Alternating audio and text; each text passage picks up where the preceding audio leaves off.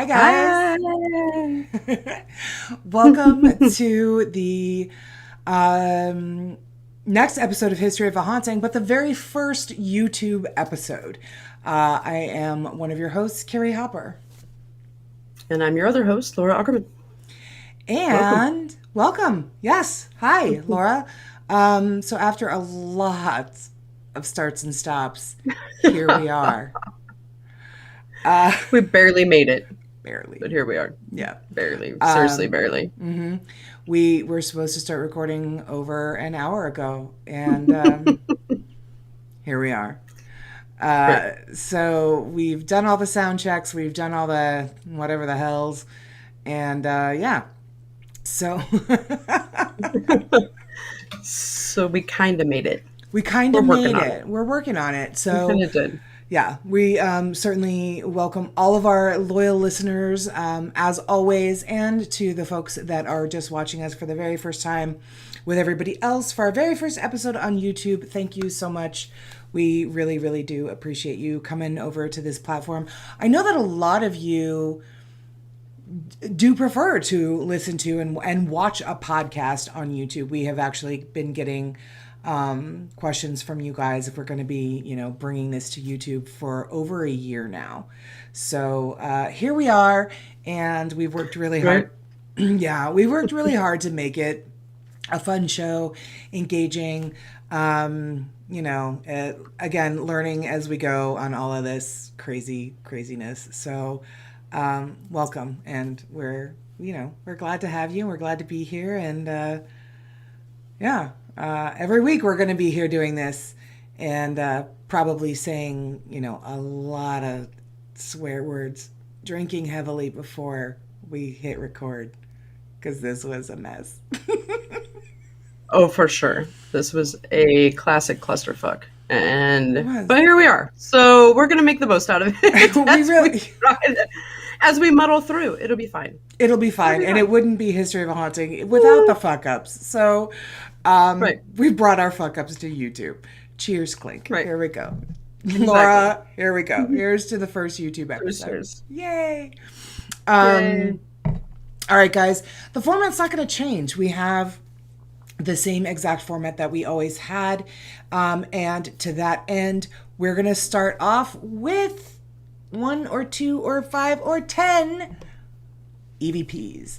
Here we on History of a Haunting, we call them EVPs, which is a fancy word that we came up with for our updates and announcements, any kind of information that we want to share with the listeners before we get into the story. For the paranormal folks out there that are familiar with the vernacular, EVP stands for typically electronic voice phenomenon. We have changed that for History of a Haunting to endless vocal prattling, because that's kind of what we do. If you want to go ahead and fast forward this part, that's fine, but you might miss out on some important information. So, Laura, why don't you go ahead and talk to the wonderful folks about our hoodies? So we do have a pre-sale for our hoodies. They're $40 a piece, unless you're a Patreon member, and then they are, was it 20% off? 20% off for Patreon members. Actually, 20% off. $45 each. Oh, okay, 45. I'm sorry. We're trying to give everybody discounts right away. What the fuck? I am, right. I'm like, hey, come on, get one. And we have that pre-sale going for a couple more weeks now, I believe. And they've been selling like hotcakes. So if you want to get one, now is the time. Go ahead and get in on your pre-order at our website, hoahpodcast.com. Yes. Yep.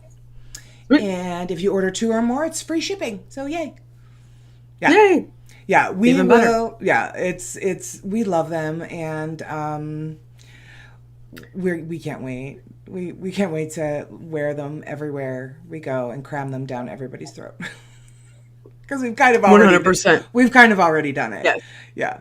My entire family already knows what they're getting for Christmas, so you're welcome. Ho ho ho. And you should, yeah, right? Feel free to do that to your family as well. Oh, please do. That would be Right? wonderful. They'll be super That'd be stoked. so great. Yes, so we do have the hoodies. We are starting to order Other merch, so the hoodies are on a pre-sale order basis only for now. But we are starting to order in-stock merch that we will have all the time. We are hoping to be putting that up and adding that to our store on our website in the next, what, Laura, 3-4 weeks, maybe? Yeah, we should have some stuff up there. Should start rolling in here in the next couple weeks. Yeah, yeah. So definitely in time for our 100th episode. Yay! Our 100th episode, you guys, it's going to be crazy. Thanks for that lead in. The 100th You're welcome. Episode, our 100th episode, you guys, we are actually going to be bringing it to you live on Facebook. We're going to be doing the recording live. So if you want to join us on this free event on Facebook, you certainly can. Simply go to our Facebook page and we have the event information and everything up there. It is Friday, October 1st, and it is at 8 p.m. Is it Mountain Time, Laura? I believe so. I believe so. Colorado time. That's Colorado is Mountain Time. Yes. Okay, great. There we go. So we are going to be doing it at 8 p.m. Friday, October 1st. But the special part of it is that the Stanley Hotel was our very first episode. So we are going to actually be going to the Stanley Hotel and recording our first episode live in front of all of you fine folks from room 217, which, as everybody knows, is where Stephen King conceived The Shining. In this episode, which we will tell you what we're covering at that time, like we always do. Right. But Archie's going to be with us. So come on over, join us. It is only going to be live on Facebook. Again, it is a free event. You can certainly follow the page and check us out. It's going to be a really great time. I've got a really fun game, a lightning round game that Archie and Laura have to play. They can win a really cool prize. And it's going to be a lot of fun. So you guys are going to be able to watch it with us and comment and ask questions, things like that. And then we will put, of course, the recording up on YouTube that following Saturday. So not the next day, but the following Saturday, the episode will drop like it always does. Same with the YouTube episode, channel, show. Right. What do we call that? Right. We're so new to YouTube. We have no idea what we're doing, really. We don't. Comment and let us know what it's called. A YouTube episode, a show, a run through, broadcast. Yeah. We don't know. We have a channel. This is a show, I think. Oh, I think good. that's how it works. Oh, okay. Yeah. All right. Well, that All works. right. Hey. The other thing that I do want to mention is that this past weekend, me and my paranormal team, Southern Entities Paranormal, did an overnight investigation of Trans-Allegheny Lunatic Asylum in Weston, West Virginia. And we had the best time. I haven't even told Laura what went on there because we do mini episodes now where we recap our paranormal investigations because we're doing so much more of them. That we record mini episodes, and on the ones that Laura is unable to attend, she hears about it right along with you guys. So she's not gonna hear about Trans-Allegheny until we do record the mini episode, and we are actually going to have two very special guests on that mini episode.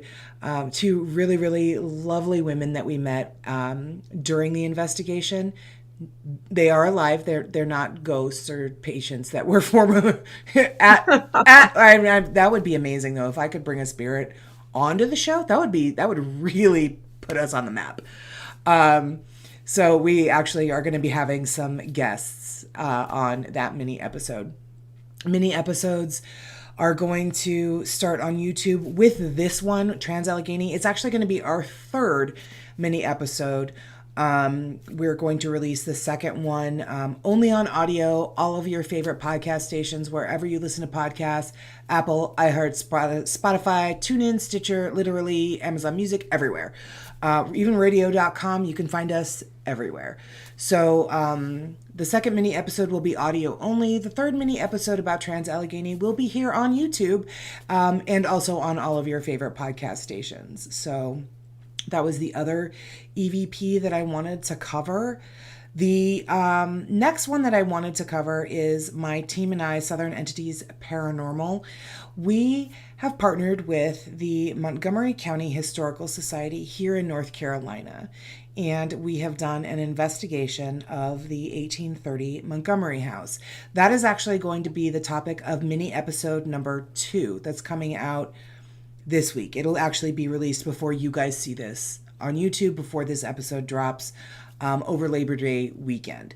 So we have partnered with the Montgomery County Historical Society. We have done a paranormal investigation of the 1830 Montgomery House. And guys, let me tell you, this place is amazing. It's amazing. It was built in 1830 by Dr. John Montgomery. It's actually still standing on its original, almost 200-year-old brick foundation.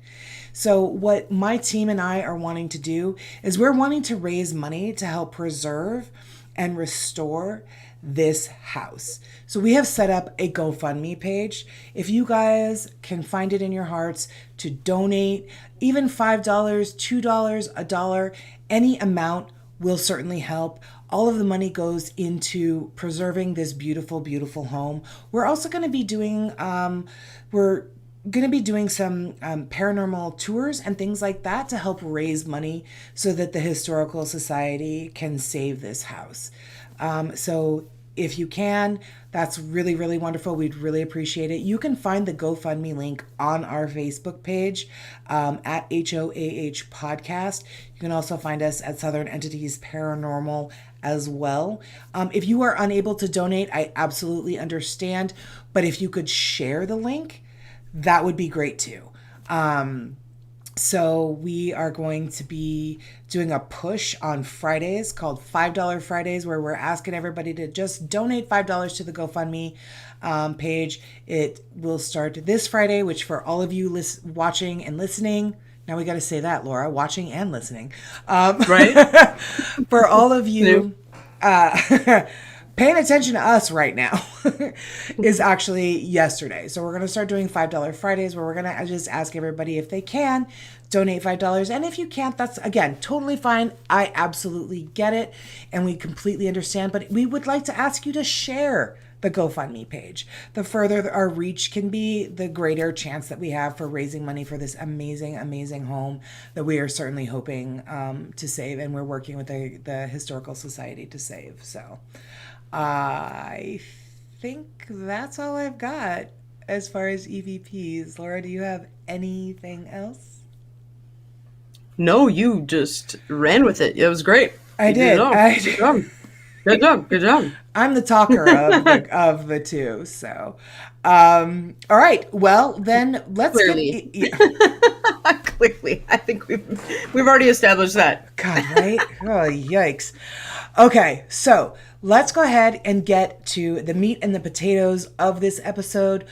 Laura, why don't you let everybody know, even though they already know, but I did make a special title card for it. All right. Just because you did that. Just because I did that. Thank you. I appreciate it. Just because you did that. All right. Let's tell people what we're talking about. To discuss the history of the Ouija board and the rise of spiritualism. The spiritualism of the Ouija board. Yes. Yes. Yay. So, drop your sources on us, miss. All right. My sources are friendsofdownthevert.ca, nerdist.com, time.com, smithsonianmag.com, and wikipedia.org, austintexas.gov, victorianweb.org, and theatlantic.com, baltimoresun.com. So not too light on the sources this week. Yeah. Lots of are you done? Should I go back and add? Like that list is actually longer than mine this week. I don't think that's ever happened. I don't think it ever has. No, probably not. Probably not. So okay. All right, you ready? Yes, I'm ready. This is a good one. Right. This was Laura's idea her suggestion. She was like, we should do this. And I'm like, that's fabulous. Let's do it for YouTube. So. Right. We kind of talk about spiritualism here and there in the episodes, and it comes up quite a bit. And I think For sure. Yeah. to really talk about what it is, so that to give context and to build with our listeners so that they understand when we start talking about this stuff. Yeah, So, I agree. Yeah. I mean, we are an educational podcast. oh, absolutely, 100%. I mean, I'm not sure Surprised what we're we're not in teaching. schools, right? I mean, textbooks before too long. Drinking. Here we go. Cheers, Clay. Drinking and bad stories. Why not? All right, so let's start off by talking about what spiritualism is. So spiritualism is a religious movement based on the belief that the spirits of the dead exist and have both the ability and the inclination to communicate with the living. The afterlife, or the spirit world, is seen by spiritualists not as a static place, but as one in which spirits continue to evolve. I do So these two beliefs, I do like the way you said that they have the ability and the inclination to communicate If they with want us. to. Yes, yeah. Right. I think that's Right. I think that, especially as a paranormal investigator, I love that because that is so accurate. That's super accurate. Right. If they want to, they will. It's getting them they to don't. want to. It's getting them Right, to want right. to. Yeah. So I love that. Sorry. like, I had fuck to. off. Right. Right. So these two beliefs, that the contact with the spirits is possible and that spirits are more advanced than humans, lead spiritualists to a third belief, that spirits are capable of providing useful knowledge about moral and ethical issues, as well as about the nature of God. So some spiritualists will speak of a concept which they refer to as the spirit guides, specific spirits often contacted who are relied upon for spiritual guidance. So spiritualism developed and reached its peak growth and membership from the 1840s to the 1920s, especially in English-speaking countries. So by 1897, spiritualism was said to have more than 8 million followers in the United States and Europe, Wow. mostly from the middle and upper classes. I know, you don't realize how big it was and what an actual movement it was. It was such That's a lot of people. Right. That was kind of an explosion, really. Absolutely. I mean, yeah. I mean, so it kind of went like viral for the era, if you will. Exactly. Right? Yeah. Exactly. Okay. So, and spiritualism is still, I mean, obviously a lot of people still believe in the fundamental ideas of spiritualism, and there's still even spiritualist churches in the United States, Canada, and the United Kingdom. I mean, I'm a believer in it. I have spirit guides. I communicate with them all the time. So I'm one of them too. And pretty much everybody that listens to this podcast is probably in some way or another a spiritualist. Yeah, I agree. Yeah. I Right, would hope. yeah. So, I hope anyway. right. Otherwise, they're Or just they like, want let's listen to what these bitches are saying this week. to, right. Kind of. Same difference. Yeah. All right. So spiritualism it. all began with two sisters that came from Hydesville, New York, who claimed that they could speak with the dead. So in March of 1848, Maggie and Kate Fox spoke to a spirit haunting their home. First, they commanded the spirit to count to 10, and it responded with 10 knocks.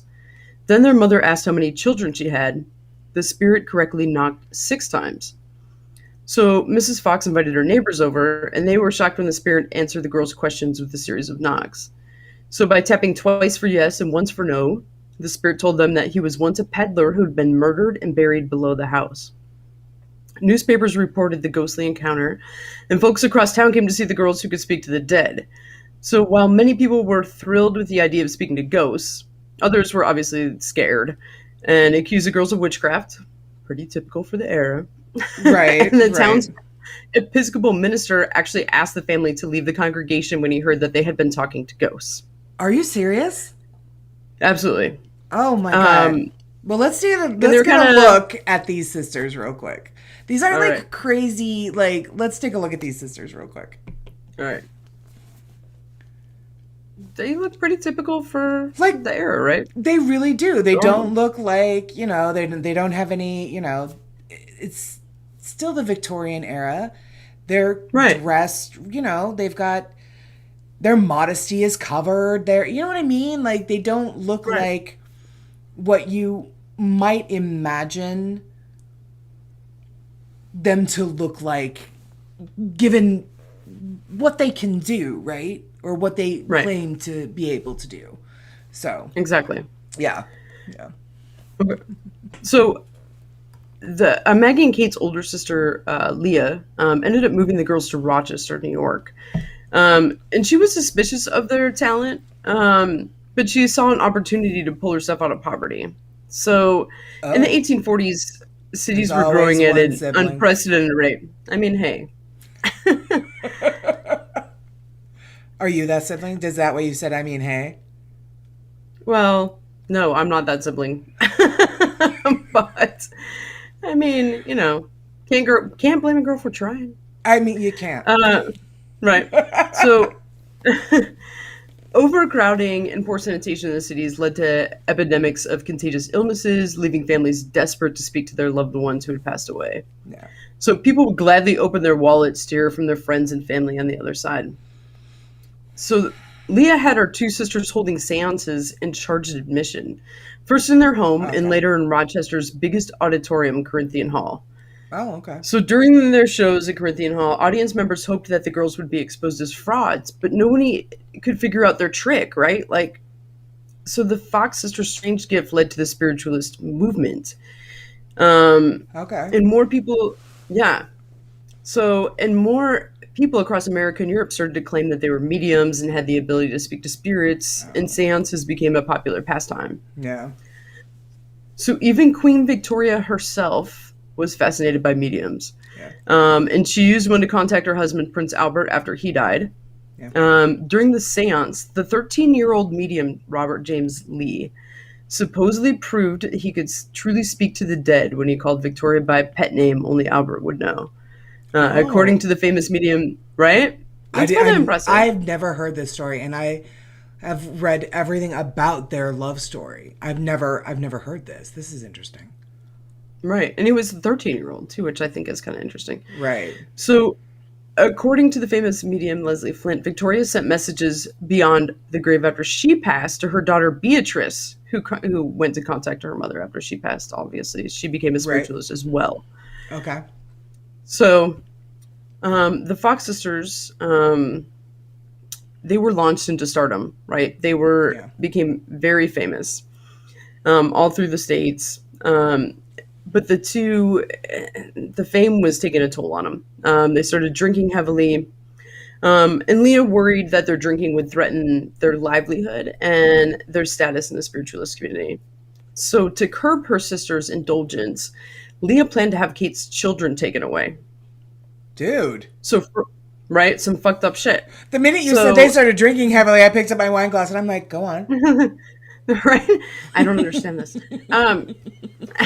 So, frustrated with their sister, who had been controlling their lives since they were children, Maggie and Kate exposed their secret. So, on October 21st, 1888, Maggie got on stage at the New York Academy of Music, removed her show, and cracked the knuckles of her toes, making the noise that made the sisters famous. She explained that she and Kate had started the deception when they were too young to know right from wrong, and Leah had exploited them into performing seances. And by then it was too late. They had to keep going.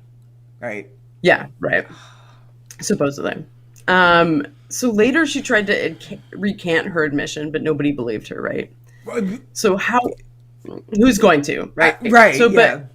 but there's a weird caveat to the story. So in 1904, school children playing under the sisters' childhood home in Hydesville, which then became locally known as the Spook House, discovered the majority of a skeleton between the earth and crumbling cedar walls.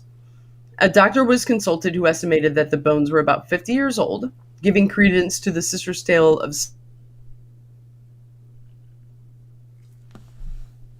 spirits had created a stir amusingly disproportioned to any necessary significance of the discovery, and suggested that the sisters had merely been clever enough to exploit a local mystery. And even if the bones were that of the murdered peddler, the Times concluded there was still remained the dreadful confession, which just makes everything just seem fake after that point. And how old were they when they were to have started? teenagers, right? Yeah. Yeah. So naive enough to not like young enough to not know better that tricking people was like not the greatest, but old enough to come up with this scheme with a what? Yeah. Yeah. I mean, it seemed like they were started tricking their mom and maybe neighbors, and it kind of got Out of control. hand when people were really impressed by. Wow. Yeah. Okay. All right. Yeah, exactly. Okay. So, yeah. So, although spiritualism's two founding mediums were exposed as frauds, it didn't stop the movement as a whole. Mediums with more impressive abilities were coming forward. Some could levitate tables, produce ectoplasm.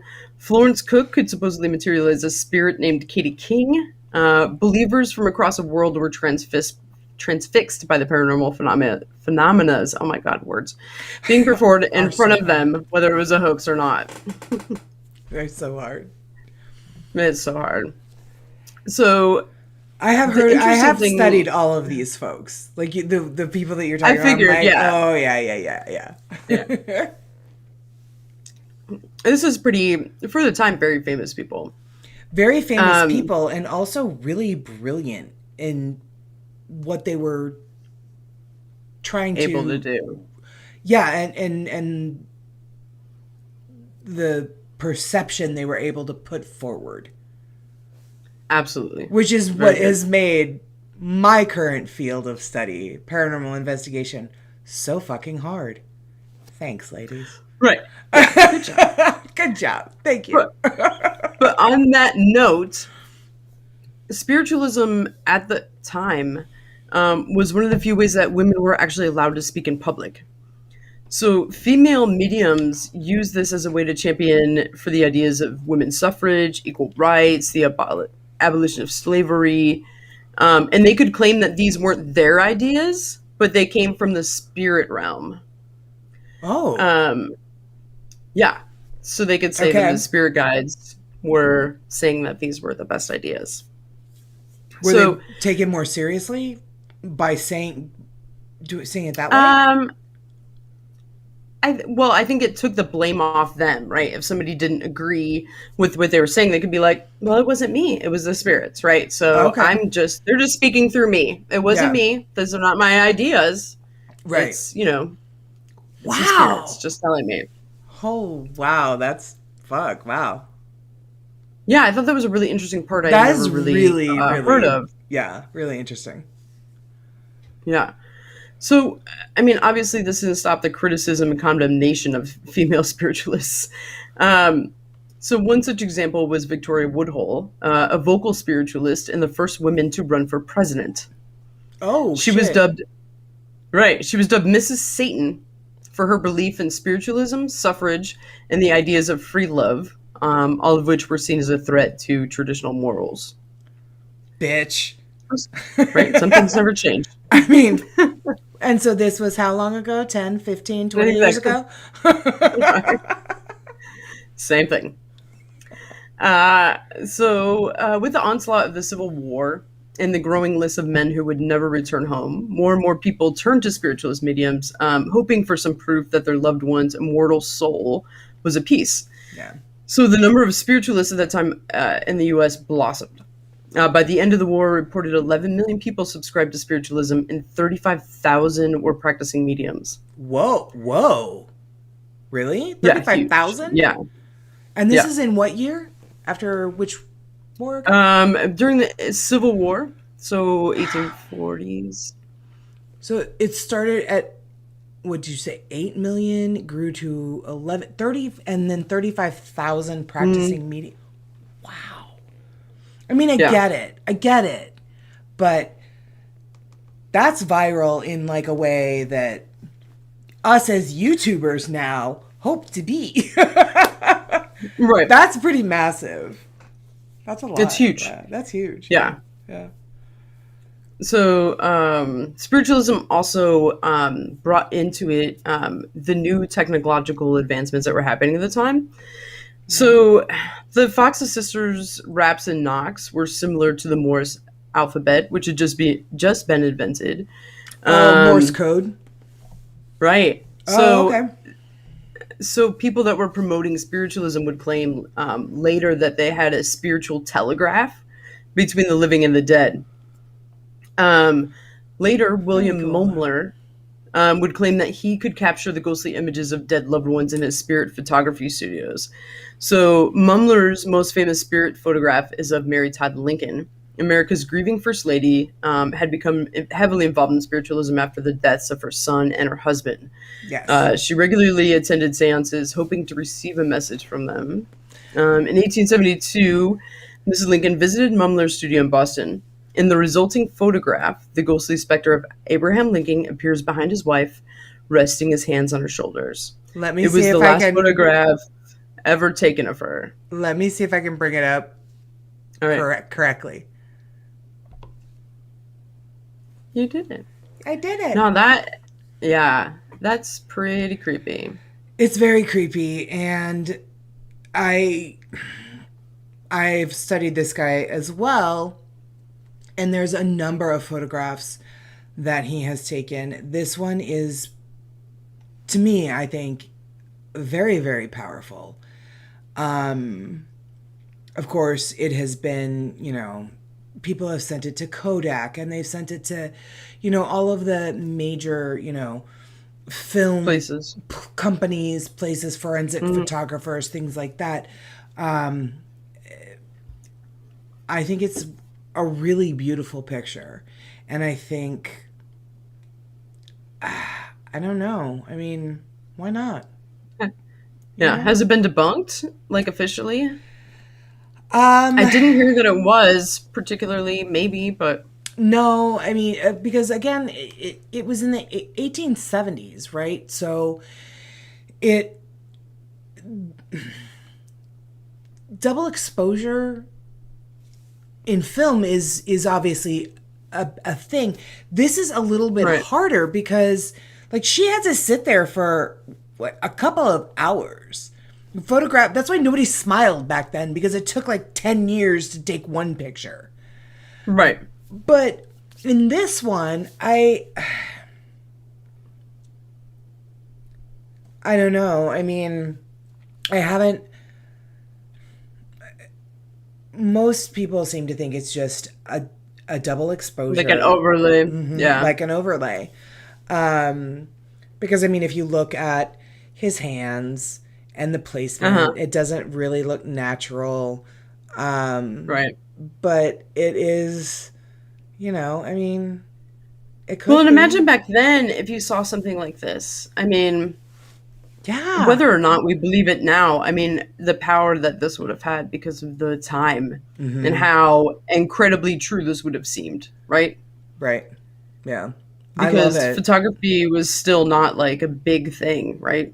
Right. I mean, it was a right. big thing, but not everybody, like getting your picture taken was a big thing. Like, it's not something that happened every day. Certainly wasn't on your little Right. And phone being taken every 2 minutes. right. And it certainly wasn't something that was available to all classes. Like, there was just, so there is a lot of talk about how this gentleman maybe was a charlatan, and, again, like you were, taking advantage of grieving people, 35,000 mediums all of a sudden because of these two Right. sisters, you know what I mean? And then the sisters, it's a very sticky issue. There are genuine mediums, and there is genuine spirit photography. Back then, I don't know, maybe this guy kind of figured it out. I mean, tell everybody his name again. It's William Mumler. Yes. So Google him.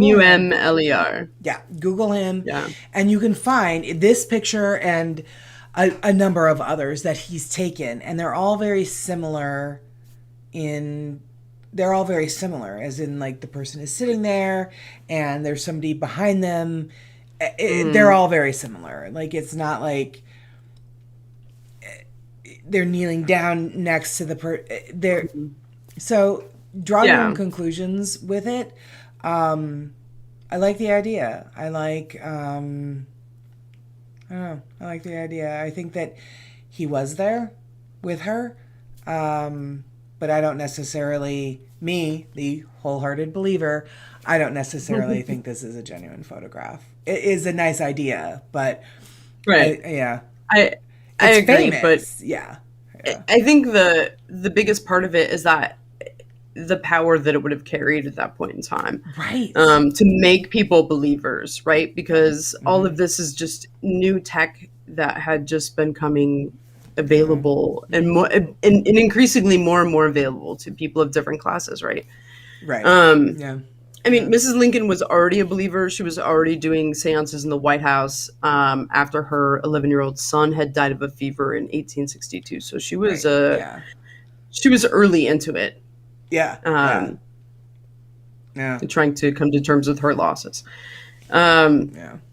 the movement itself wasn't without skeptics, even at the time, right? So, the world famous magician Harry Houdini had made it his life's work to expose the perpetrators of what he called this most monstrous fiction.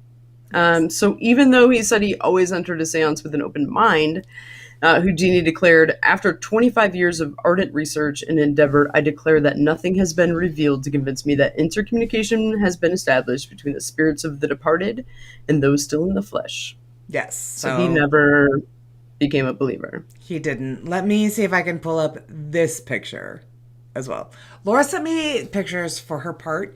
I think I did it right. Hang on. Let's see. All right, let's see. We'll find out. We'll find out. I'm afraid. I don't think it's the right picture. Well, let's see. All right, let's find it. Nope, that's a barn. And a silo. And a silo. It's our game, Barns and Silos. It is our game. Yeah. Yeah. No. All right. That's not it. That's not it. All right. No, never mind. We'll put it on our social media. You can check it out then. We sure will. All right, well, good try. This is not executively produced, guys. It is just what it is. The next one, though, I got you. The next picture, I got you, Laura. It's fine. You're on it. All right. Okay. So, with the popularity of spiritualism, the average person wanted a way to communicate with their loved ones, and now they believe that was possible. So this led to the birth of what they called talking boards, which were the precursor to the Ouija board in the late 1880s. It had letters, numbers, and a small cursor to point towards its script. It's not clear who came up with the first talking board, but that was really the groundwork for the Ouija board. So, of course, somebody came along to capitalize on this, and that person was Charles Kennard of Baltimore, Maryland.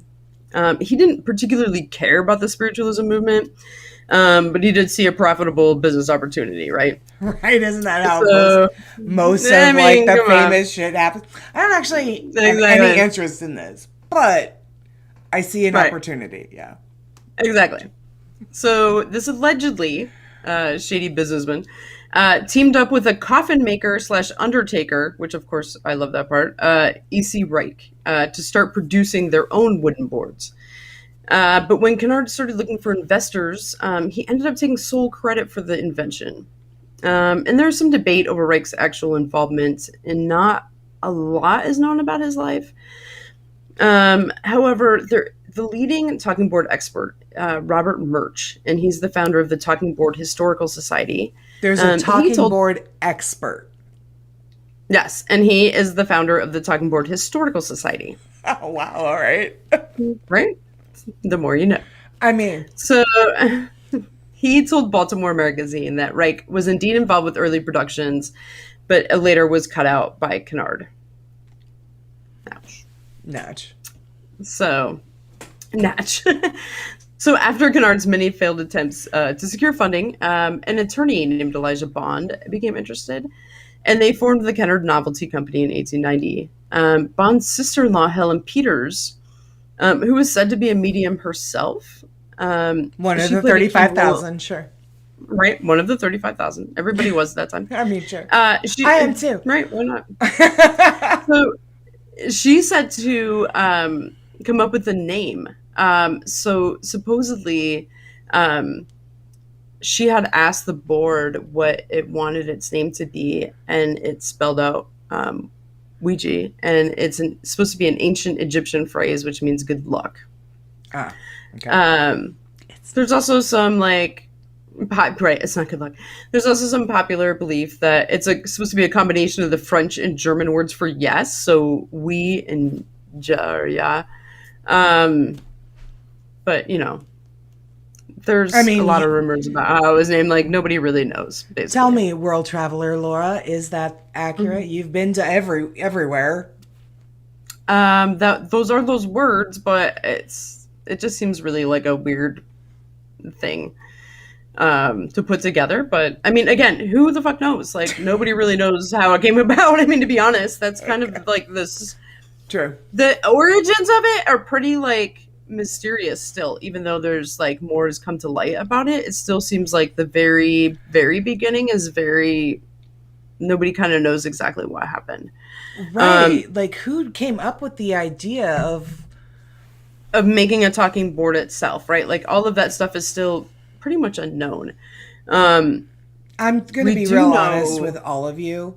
If you try to summon me after I've died on a Ouija board and you make me spell out shit and work that hard to communicate with you, I'm not going to communicate with you. Right. She's not doing math. I'm not going to do math. Don't ask her. Don't even bother putting numbers on that board.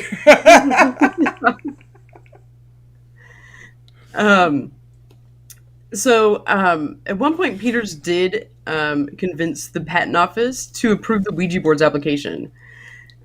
So supposedly the story goes via her grandson said that his grandmother, this is the story that she told, right? So Bond took Peters to the patent office in Washington, D.C. They show it to the first clerk who says, I don't want to be a laughingstock. So they ask for the chief clerk who comes out and says, all right, if that contraption can spell out my name, then you've got your patent. So Peters takes out the Ouija board. It spells his name. The chief clerk, who was like visibly shaken by then, says, okay, you've got your patent. But the patent doesn't talk about why it works at all. They just That's just how you got a patent back then? Yeah. Oh.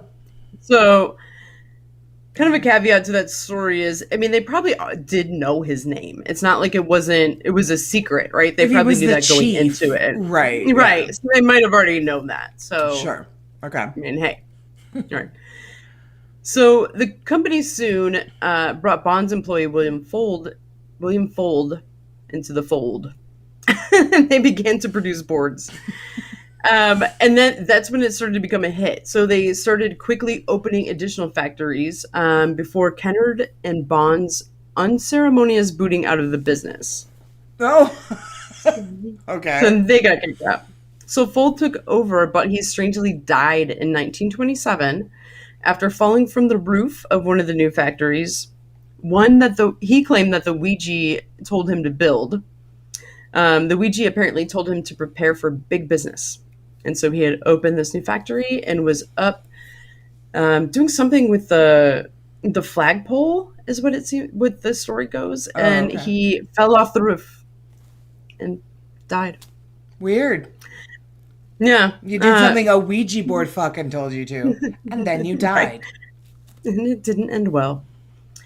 So the Ouija, the wonderful talking board game, became a cultural staple when it hit shelves for $1.50 in 1891.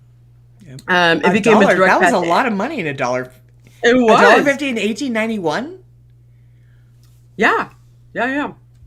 But it became, you could talk to your ancestors or your, people that you knew that had passed away, and the Ouija board began to appear like in sketches and major newspapers, and it grew in popularity. It just, kept going and going.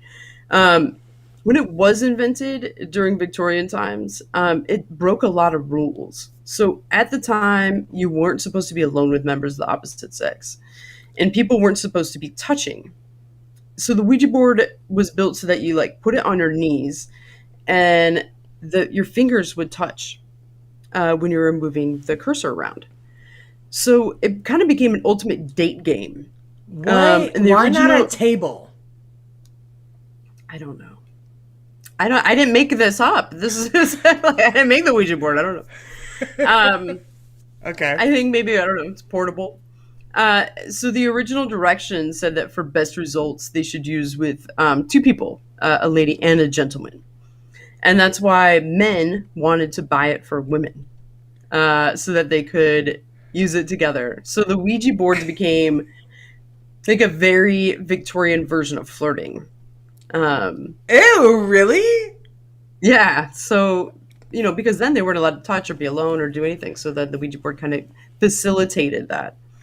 And they were able to get close together. Okay. All right. And in that sense, the Ouija board continued to be date facilitators into the 20th century.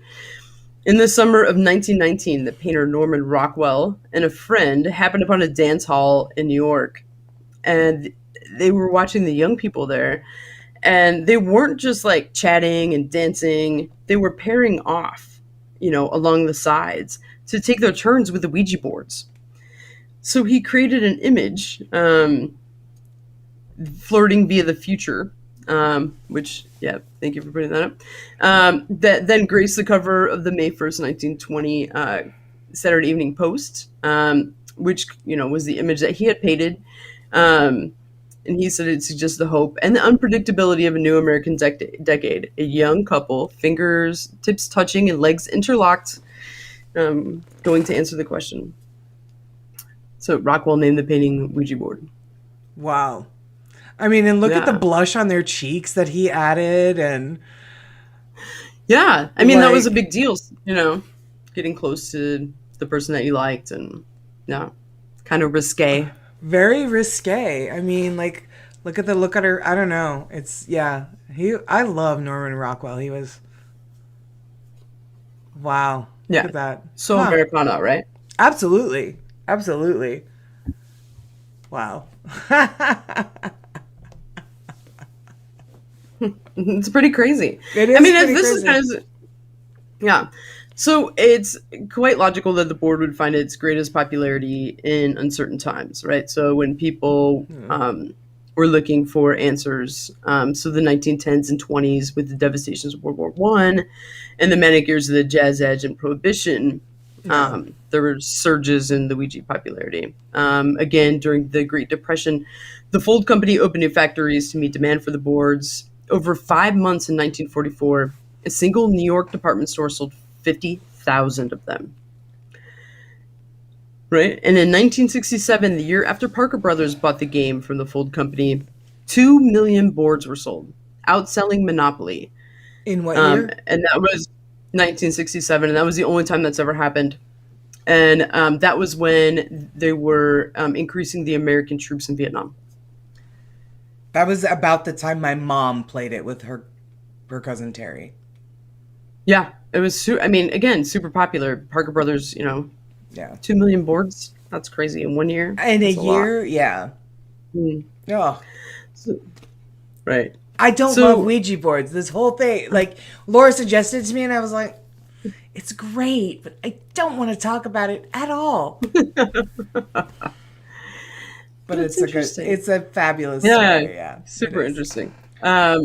So, of course, strange Ouija tales became frequent titillizing appearances in American newspapers. That's where I shed. Yeah. In 1920, National Wire Service reported that would-be crime solvers were trying to use their Ouija boards for clues in the mysterious murder of a New York City gambler.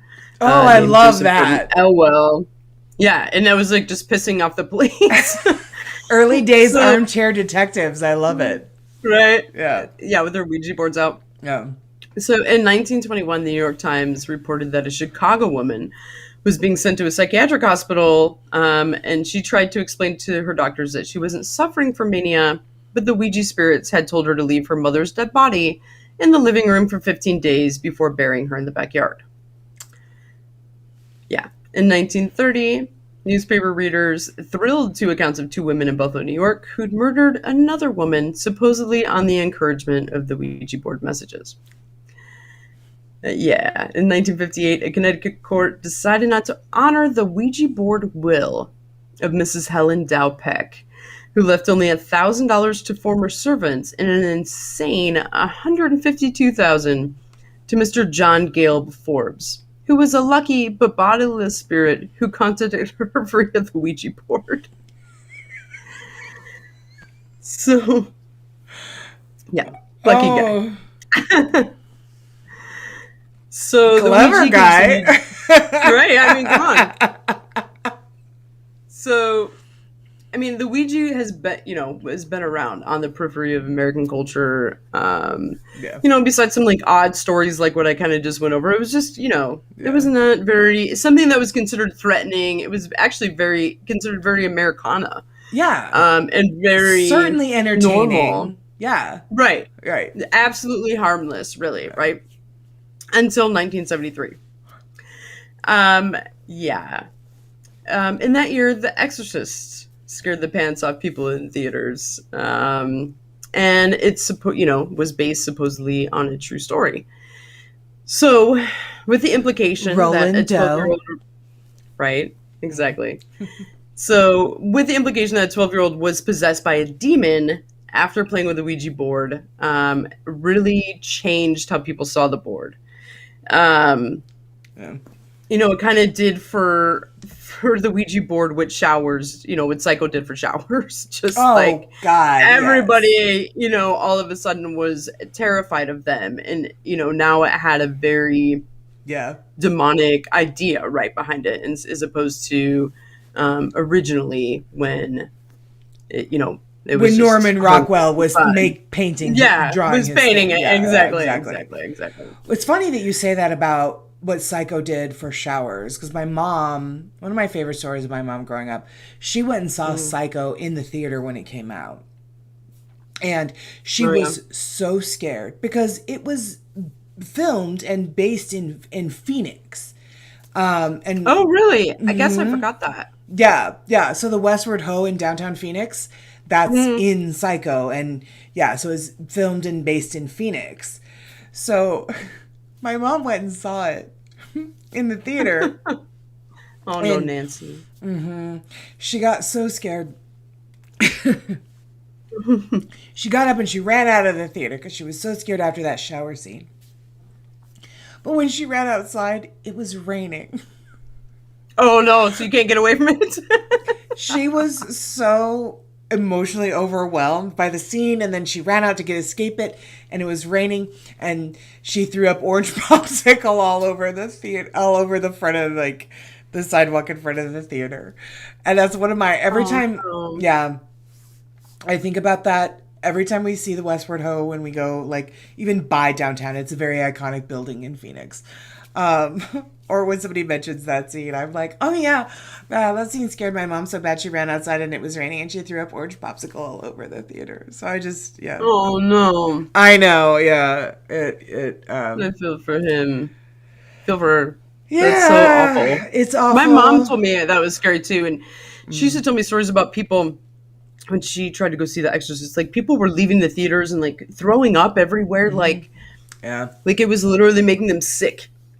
I had watched a documentary on it, and it was for 1973.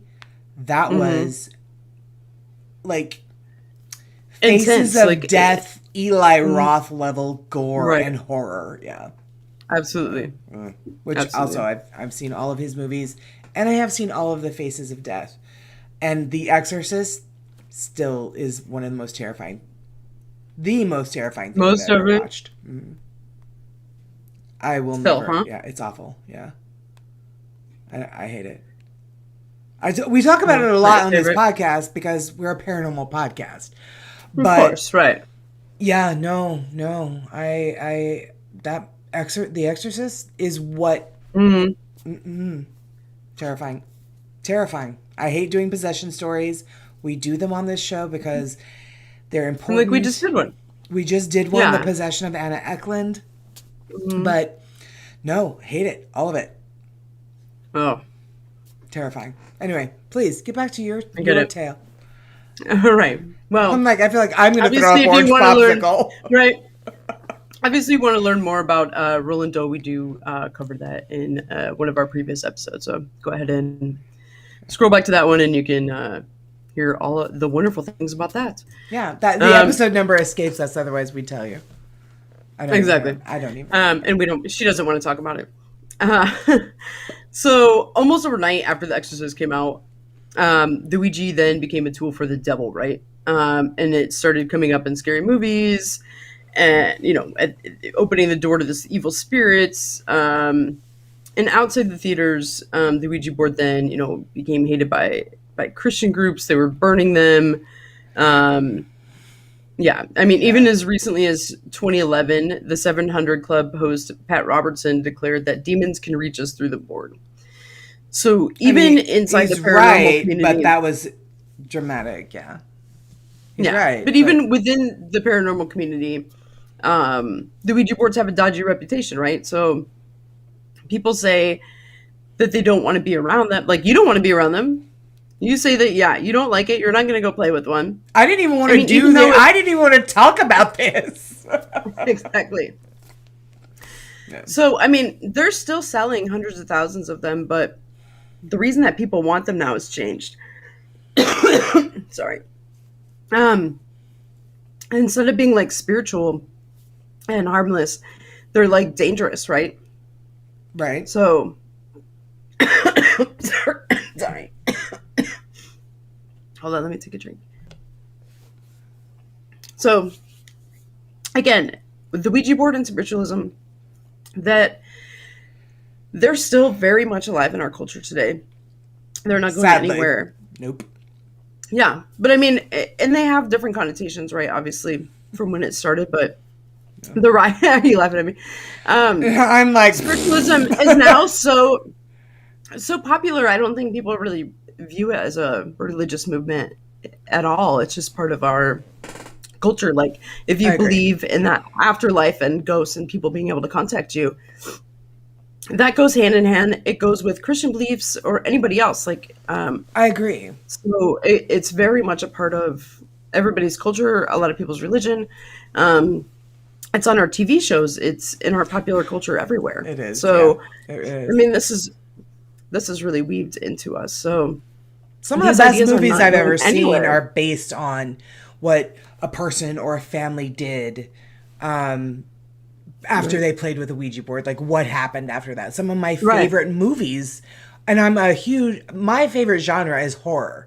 And a lot of these movies are, the basis of their story is this is what happened after so-and-so played with a Ouija board. I hate it. I will never touch one. But, I'm voyeuristic enough to be like, I want to watch what happened to you when you touched one. I don't. It's not me. I'll be here eating while popcorn, you're over there. Watching Yeah. Exactly. 1,000%. Exactly. Yeah. Right? Yeah. Well, now you know where they come from. So that is the history of spiritualism and the Ouija board. That was excellent, honey. Good job. Thank Yay. You. Oh, look, people can see me applaud you now. I know, right? Yay. Good job. Good job. Thank you. This is a brilliant, brilliant, brilliant topic. And you're right. It is important to tell, especially for a paranormal podcast. Let's go all the way back to when this all began, right? So very, very, very good job. I'm glad that you picked it. I get to tell the terrible part of it. And I'm not looking forward to that. Which is your favorite? I didn't. Oh God. The research alone made me want to throw up. But it is, I'm glad you picked it because it's been a lot of fun and your history was really brilliant. Thank you. Yeah. I learned a lot, to be honest. One of the reasons I picked it was I was so interested in it to find out how it all started. And then I just learned so much. I thought it was great. Yeah. So interesting. Yeah, absolutely. To find out where all this comes from. Exactly. Mm-hmm. So generally, guys, here on YouTube, at this point in the show, we take a quick little break. We promote a buddy podcast. We're certainly going to do that on our audio version. We haven't quite figured the dynamics of that out here for YouTube. But we are going to say that we would like to promote. Are you liking the show so far? If you are, please, please, please. Oh, look, I'm gone. Look, it didn't work. Uh-oh. Well, I'm here, so like, comment, and subscribe, please. The show just got 50% better.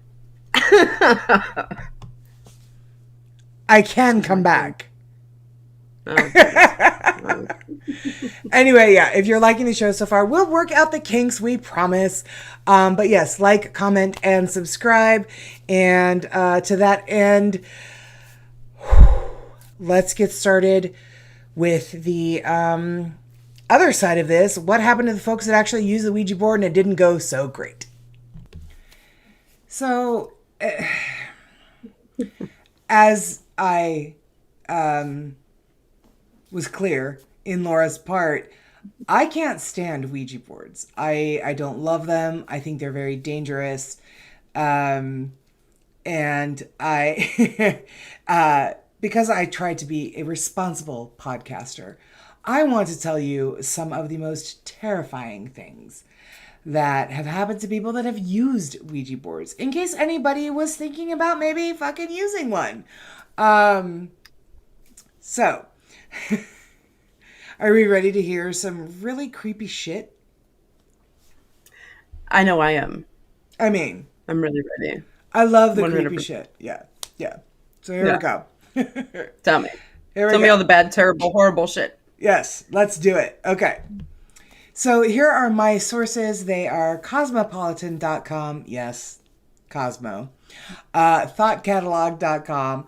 BuzzFeed.com. The Lineup, Thrillist, and All That's Interesting, all.com. So,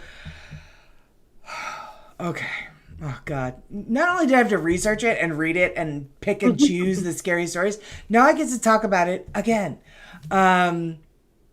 So this story is, I'm quoting everybody. Like, I didn't paraphrase this. This is all verbatim what they wrote.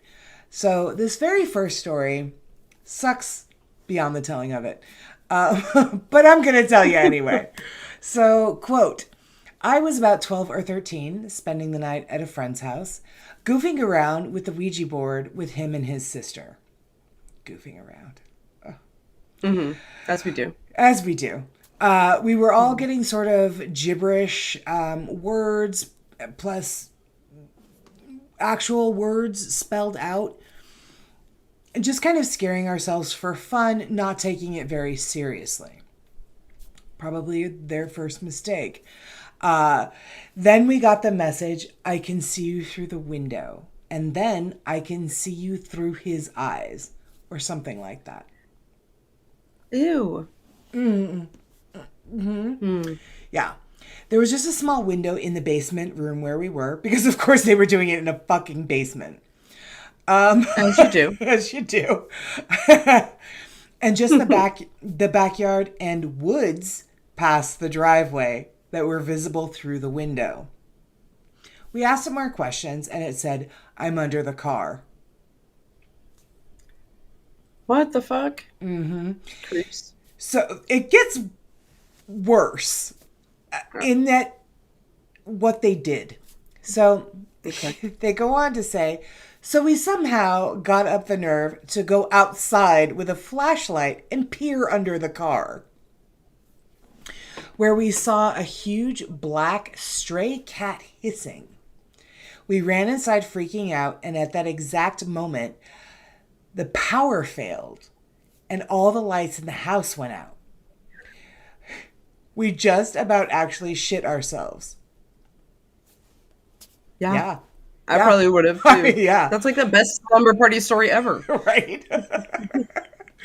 A few minutes later, the power came back and we sat up until dawn, scared, and never played with the board again. I was like, yeah, that's I can see you through the window? No, fuck that. Goodbye. Nope. That sounds like those were definitely kids who grew up in the 80s. Because yes, like we played with the Ouija, like every slumber party did all the weird light as a feather, stiff as a board, the Bloody Mary stuff, you know what I mean? All of it, like, and then we would be dumb enough and free enough to go outside, and yeah, I can see you under the car. Stupid. Oh, okay, so let's go look under the car. Right? Yeah. No, exactly. This is why serial killers were so successful in the 80s. Because we were all fucking dumb. 1,000%. We really need to start a true crime podcast because goddamn. So this one is, I'm not going to preface them anymore, guys. They're all just terrible. Yes. Right. This one is, it says, quote, when I was little, my mom took out a Ouija board and asked my brother and I if we'd like to play with it. Their mother. Okay. Not judging. Parenting is hard enough. They go on to say it started out pretty funny. Someone was obviously moving the glass thing, which, by the way, guys, it's called a planchette. Making words like poop and stuff like that. Did I mention we were young enough for that to be hilarious? So they were at least 44. Right. 100%. Yes. But then my mom said, let's get serious and try to contact someone. Here's where it gets weird. So a friend of hers had recently gone missing. He'd been missing for a month or so, and nobody knew where he was. When we asked who it was we were talking to, his name was spelled out. Let's just say it was George, since I genuinely don't remember. When we asked George if he was my mom's friend, he said yes. My mom got visibly upset and asked where he was. In a lake, it spelled out. It was extremely upsetting, and we stopped immediately. My mom tried to be lighthearted about it because we were young. I believed it was no big deal as well, following her lead. About 2 weeks later, they found George's body. He'd been hit by some car or train or something on a bridge, and his body fell into the nearby lake. Though it was more like a very large pond. It was a reasonably remote place, so nobody had found him for a while. Wow. Yeah. That's intense. That's a good story. Yeah. I was like, nope. If any of my friends die, or they go missing, or I'm not going to try to contact you on a Ouija board. I know the different ways I can contact you, and you're just going to have to fucking come through on a spirit box, Laura. Sorry. Carrie, Sorry. you know I love to spell. I don't like to pronounce words correctly, but I do like to spell. I can't do that. But I like to spell them out. So the next one says, quote, my first mistake was insulting it. My friend had mentioned that she had a Ouija board, so I asked her to pull the board out so I could check it out. At first she said no, but then agreed to do it as long as she didn't have to participate. That sounds like me. I'm going to have it. You can play with it, Laura, but I don't want any part of this. Because, that's going to protect me. If you play with it, even though it's mine, I'm safe. I'm sure you'll be fine. 1,000%.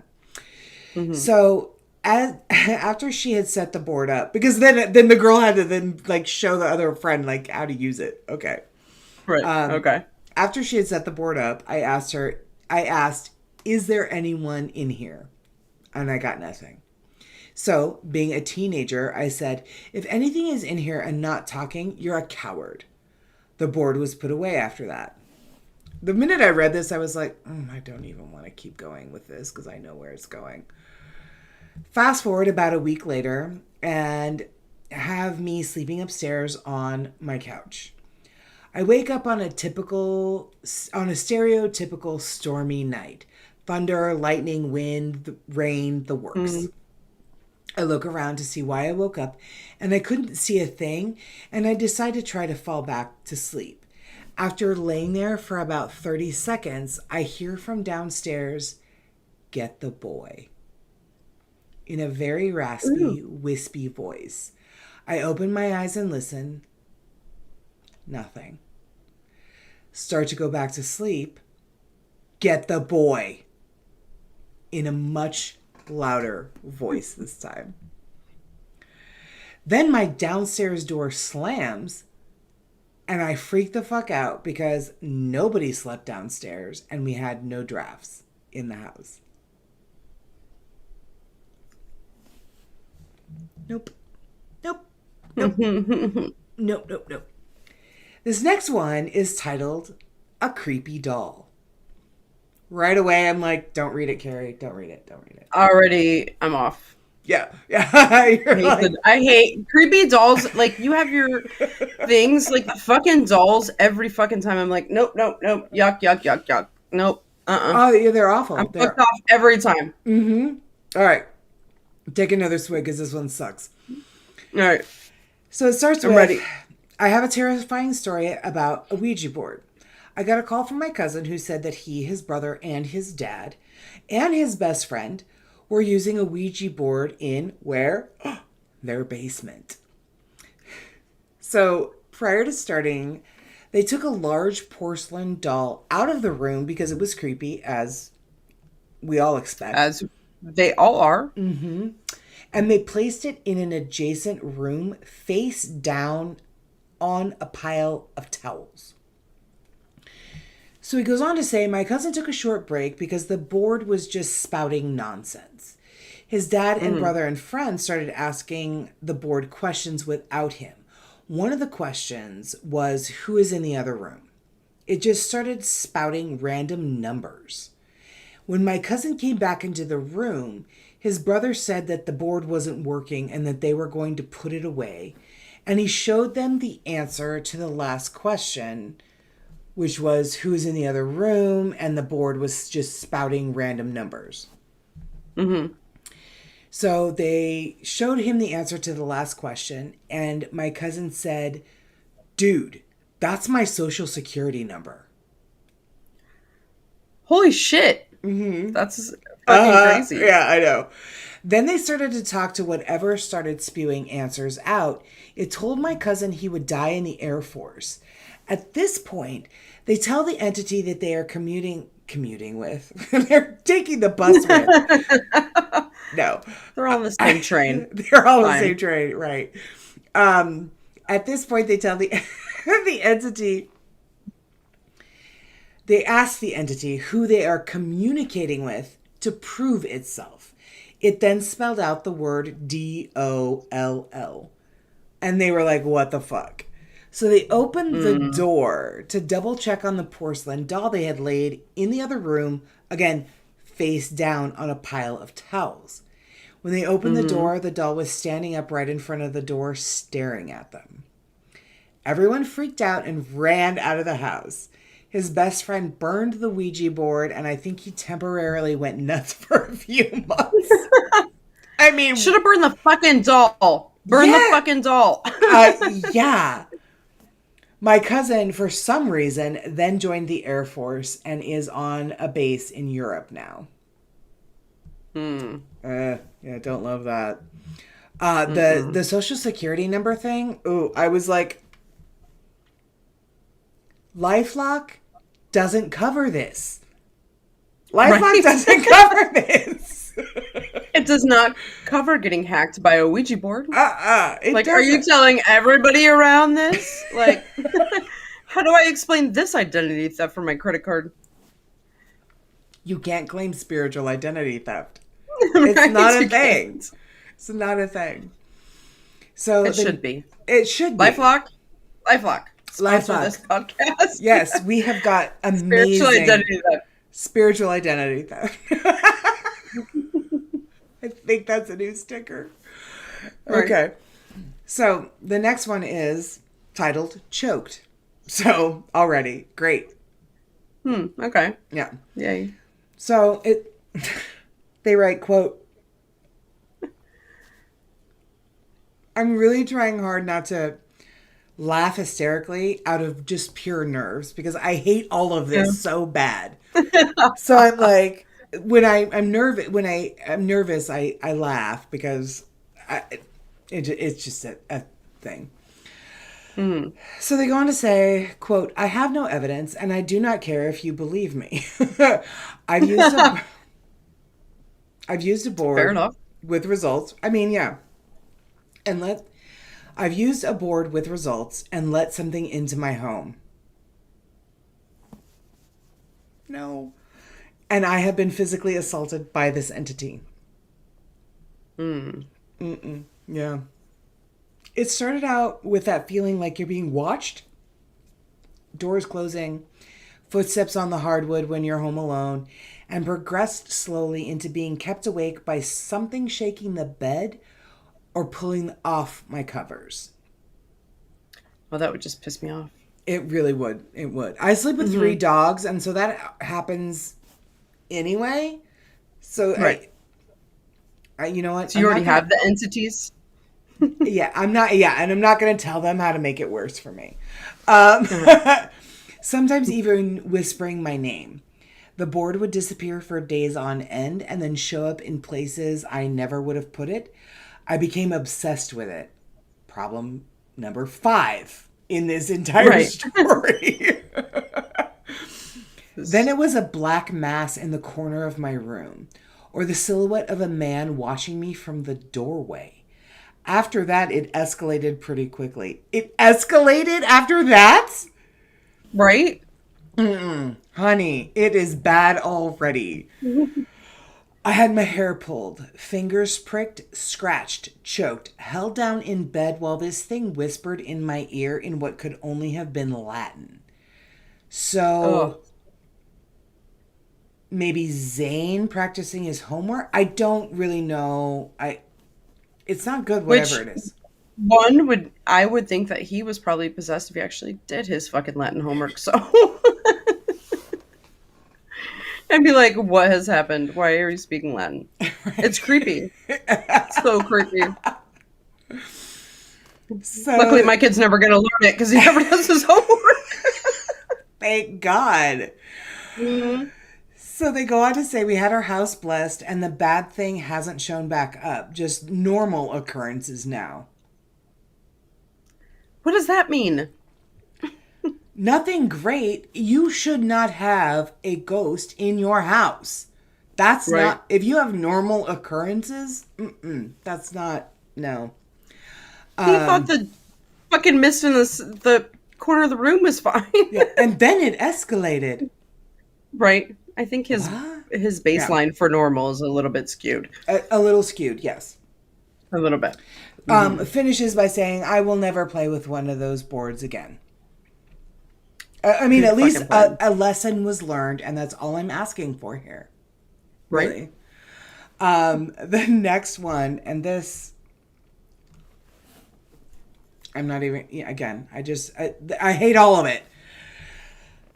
They say, quote, a girl brought her authentic Ouija board made out of maple straight from Salem. Okay. Already powerful. Al- Ironically, she was very Catholic but loved her board. Now, like you were talking about, Laura, in your part, there came a point where the church was like, fuck these boards. You need to stop playing with them. It became, But that didn't. But nobody cared until until the exorcism stuff came up. Like before then, it was 100% allowed. Like it wasn't considered bad at all. Like spiritualism kind of went hand in hand with yeah, Catholicism or Christianity, yeah, etc. yeah. Um, so she goes on to say she loved her board and it was a very interesting few nights in the dorm with it. I think the second night we were playing with it and it was going slow, not much movement, meh. When they said meh, I was like, I relate to that. I say meh all the Mm-hmm. time. They go on to say, I had my hand off the planchette because I wasn't so sure about the thing. Suddenly, it was like cold fingers grabbed into my shoulders ever so slightly, and this terrible feeling in the back of my mind just came to the surface. I looked at the board, and the planchette started moving in a demonic pattern. I think figure eights this time. I looked at the girl and said, I have a bad feeling about that, in time for her to realize what was happening. She stopped the movement and bid the spirit goodbye. In that moment, the icy grip loosened and all was well. Everyone was like, whoa, when the girl explained that the figure eight meant something was trying to get out of the board. This is actually common lore that goes along with Ouija usage. So remember that, because I'm going to circle back to it real quick here. All right. Yeah, you're like, I don't want you to do that. Okay. Yeah. Mental note. Don't have that fucking shit happen. Mm-hmm. So this next post is called, quote, "This Message from the Beyond." Okay. And it starts with, "My soccer team had a sleepover at our gym and we played with a Ouija board. Nothing too eventful happened until the board spelled out THIRSTY, thirsty, and FIRE, fire, and HELP, help. We closed out the board.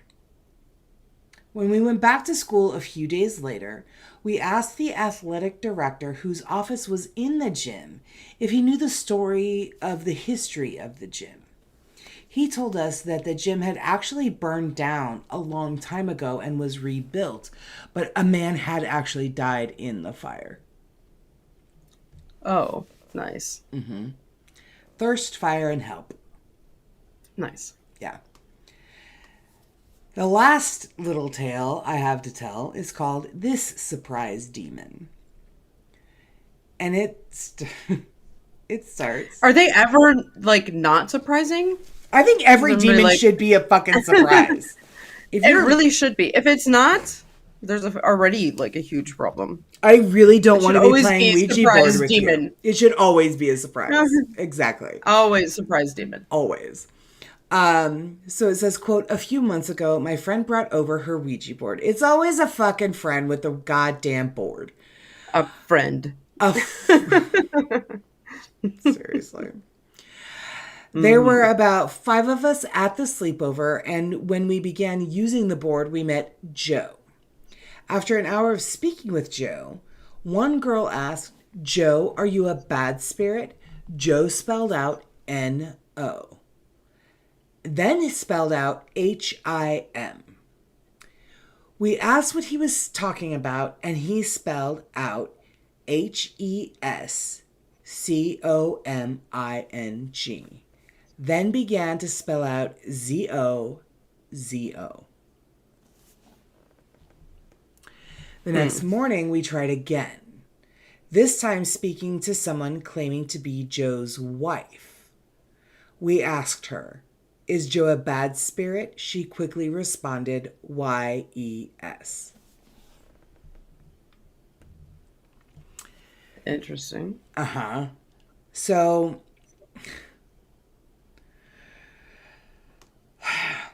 now, if we remember back to some of the more famous stories that we have ever heard, the case of the Enfield poltergeist, which we did cover on this podcast in episode 13, actually began when Janet and her sister Margaret played with a Ouija board in their bedroom. That's depicted in the movie and is actually one of the more accurate parts of the real story in the film.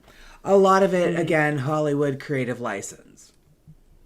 Now, another thing is that actress Andie MacDowell said she and her sisters used to use a Ouija board all the time to communicate with the dead, and has actually said that her deceased uncle predicted her rise to fame.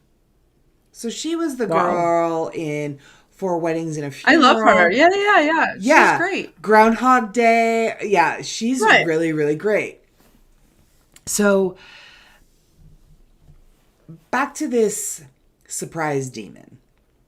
In March 2009, a man named Darren Evans shared his own personal experiences with a Ouija board on the online site True Ghost Tales. His story revolves around encounters with a specific entity named Zozo. These interactions follow a pattern recognizable to people familiar with Ouija board sessions gone awry. The entity first manifests itself as a friendly spirit, but subsequent communications reveal its true hostile nature. Yeah, don't love it. Hate all of this. All right. If this episode wasn't so great, I'd be like, burn it in a fucking dumpster fire. I hate it. According to Evans, Zozo proceeded to threaten him and his loved ones. For example, he claimed that his then girlfriend underwent a stark personality change after the entity declared its intention to possess her. The problems actually didn't end there. Allegedly, his young daughter nearly drowned in a bathtub and would later be hospitalized for a mysterious infection.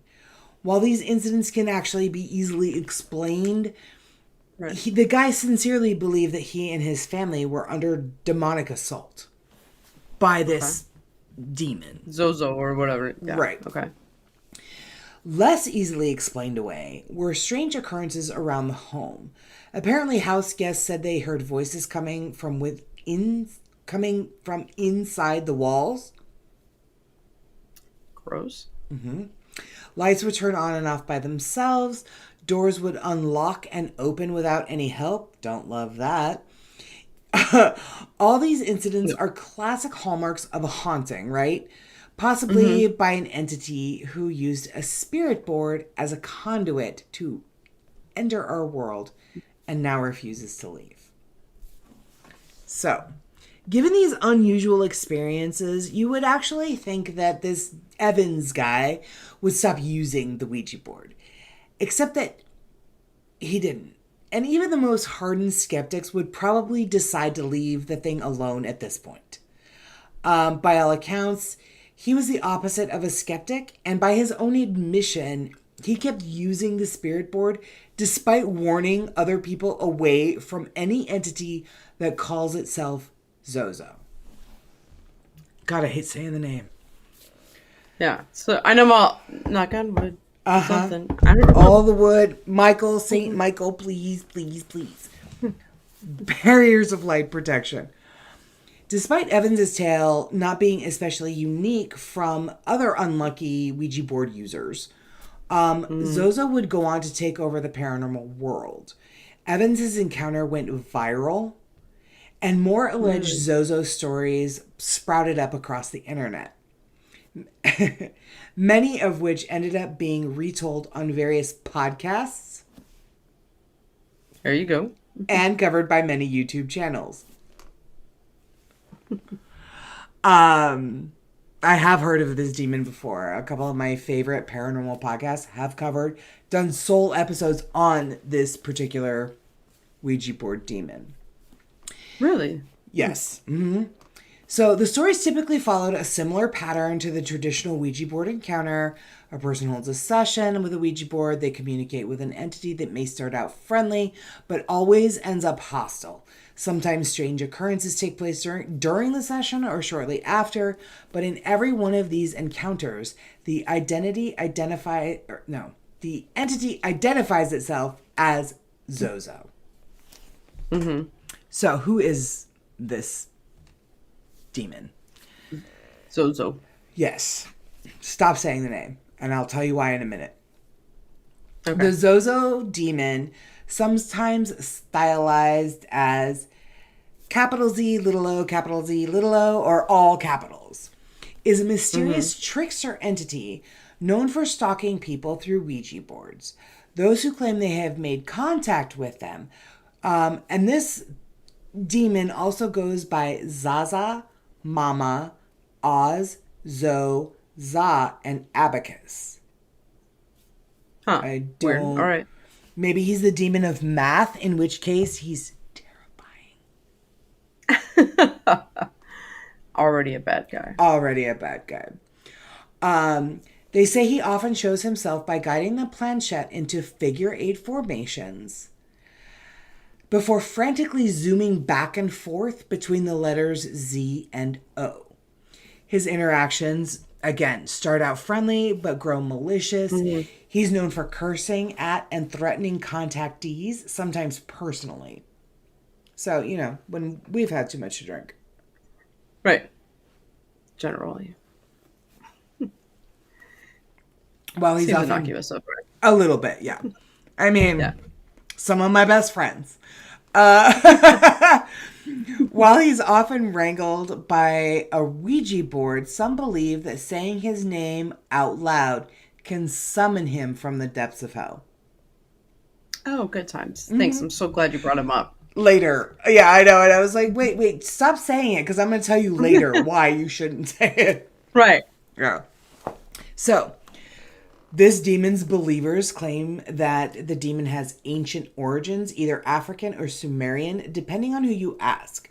While those Okay. claims can't actually be substantiated, they actually may be confusing him for Pazuzu, a Mesopotamian wind demon who famously appeared in The Exorcist as the demon that possessed Reagan. Oh, wow. Okay. So, a supernatural entity called Zozo was referenced in the 1818 French text. And Laura, you have tried to learn the French language. You've been to France a gazillion times. I'm gonna butcher this. You correct me, please. I don't know if I can, but I'll try. The 1818 French text Le Dictionnaire. I totally put a You're doing great. Spanish inflection on that. What? Infernal. You're Good? With a Inferno. Yeah, yeah. heavy American accent? Okay. You're great. Do it.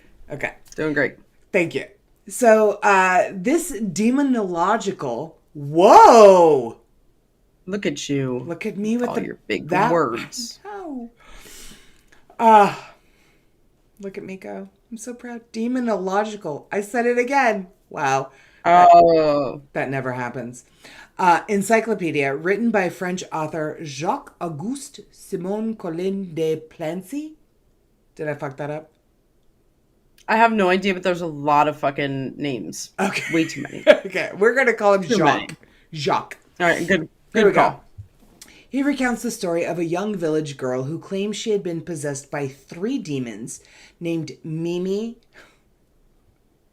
him, Zorro, and I am absolutely going to butcher this French name. Please correct me. Crapoulette. It'd be there's a T on the end. Crapoule. Crapoule. Yeah, probably. Okay. Crapule. Sure. I'm guessing too, dude. I haven't even I Okay. haven't spoken French or done anything in a long time. Okay, but you text me in French letters all the time. Because I have both languages on my phone. So like my autocorrect fucks up in 2 languages. It's great. Oh, good. Good. Great. It just starts throwing accents on stuff. I'm like, whatever, it's close enough. Who cares? They get it. It's good enough. Okay. So, according to the website The Paranormal Scholar, accurately translating the text of Le Dictionnaire Infernal. Why do I throw an... You know what? I live in I don't Arizona. know. It just makes it fun. Go ahead. Latin accent shows that the translation actually shows that the girl's story was faked.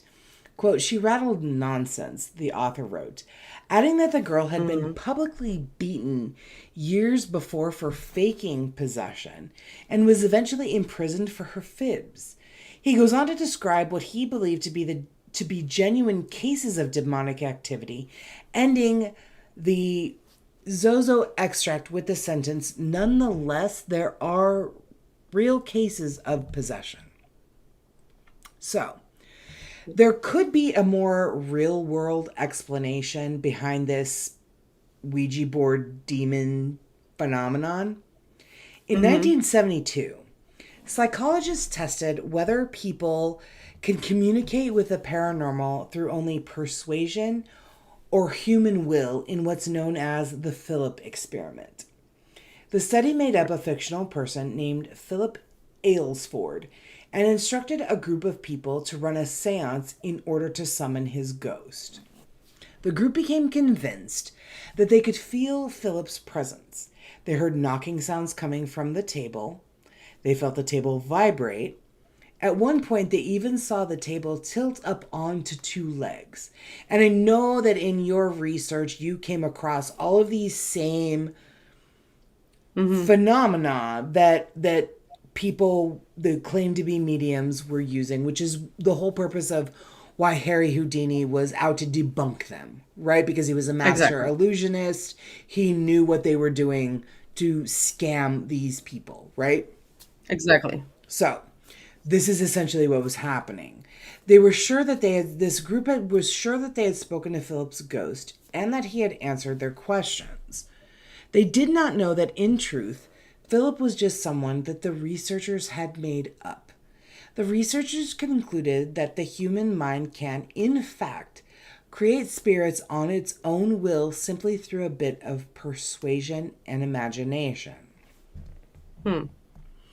At least that's how skeptics explain what's going on in the case of the mass Zozo demon terror.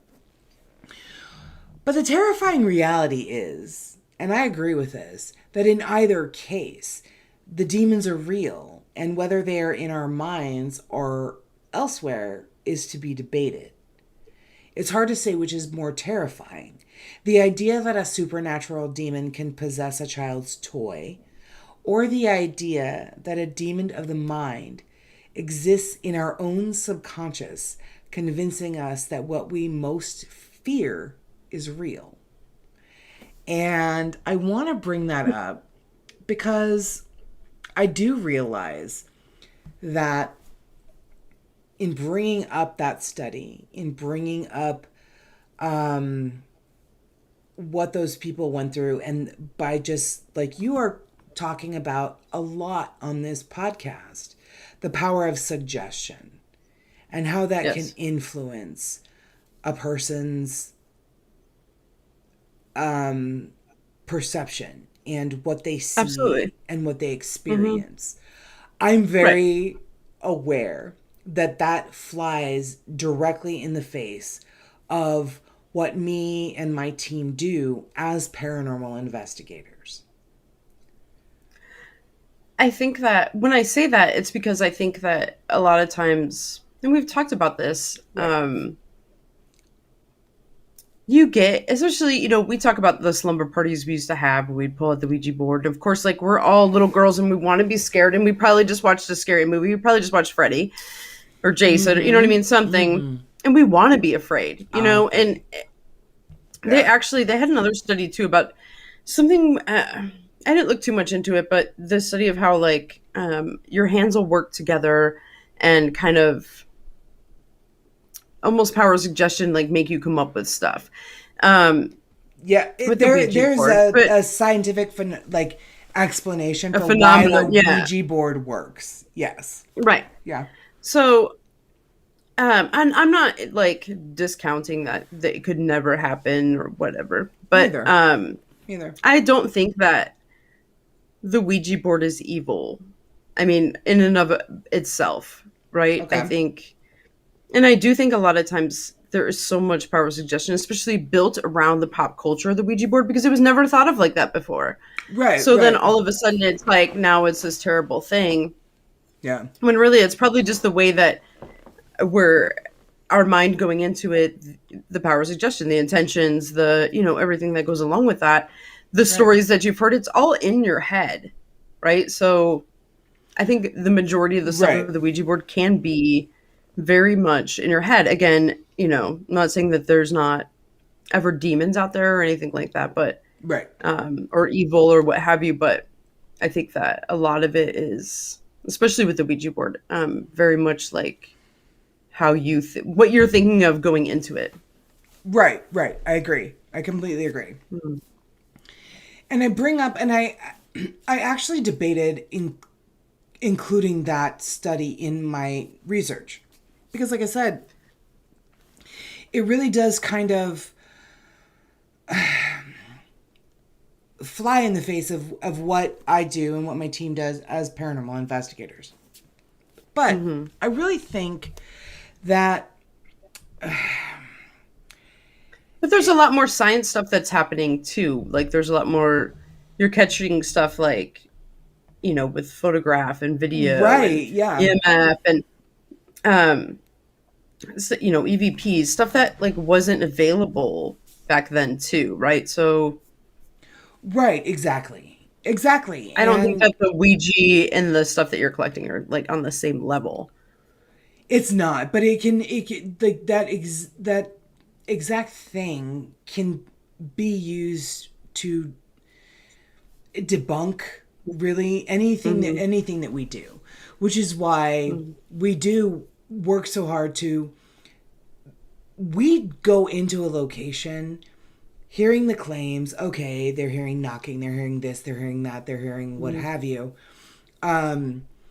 And we are generally able to debunk some of this stuff. Right. For example, when we were at Trans Allegheny this past weekend, there was a situation where I had gone into the kitchen of the asylum, and Mm-hmm. in it had an old 1950s soda fountain. And it was the kind where, it had the ice bin where you like push the drawer in and scoop the ice, and then you put it under the thing, and you fill the cup with soda or whatever. This thing Right. was unplugged. It was dusty. It was dirty. There was mold growing in those tubes that Yeah. bring the CO2 to the. Mm-hmm. And I'm walking through, and it's just heavy in this part of the building. It's just the air is heavy, the feeling is heavy. I know what this place is. I know what happened in this building. It's that power of suggestion. We all Mm-hmm. experience it, paranormal investigators and anybody else.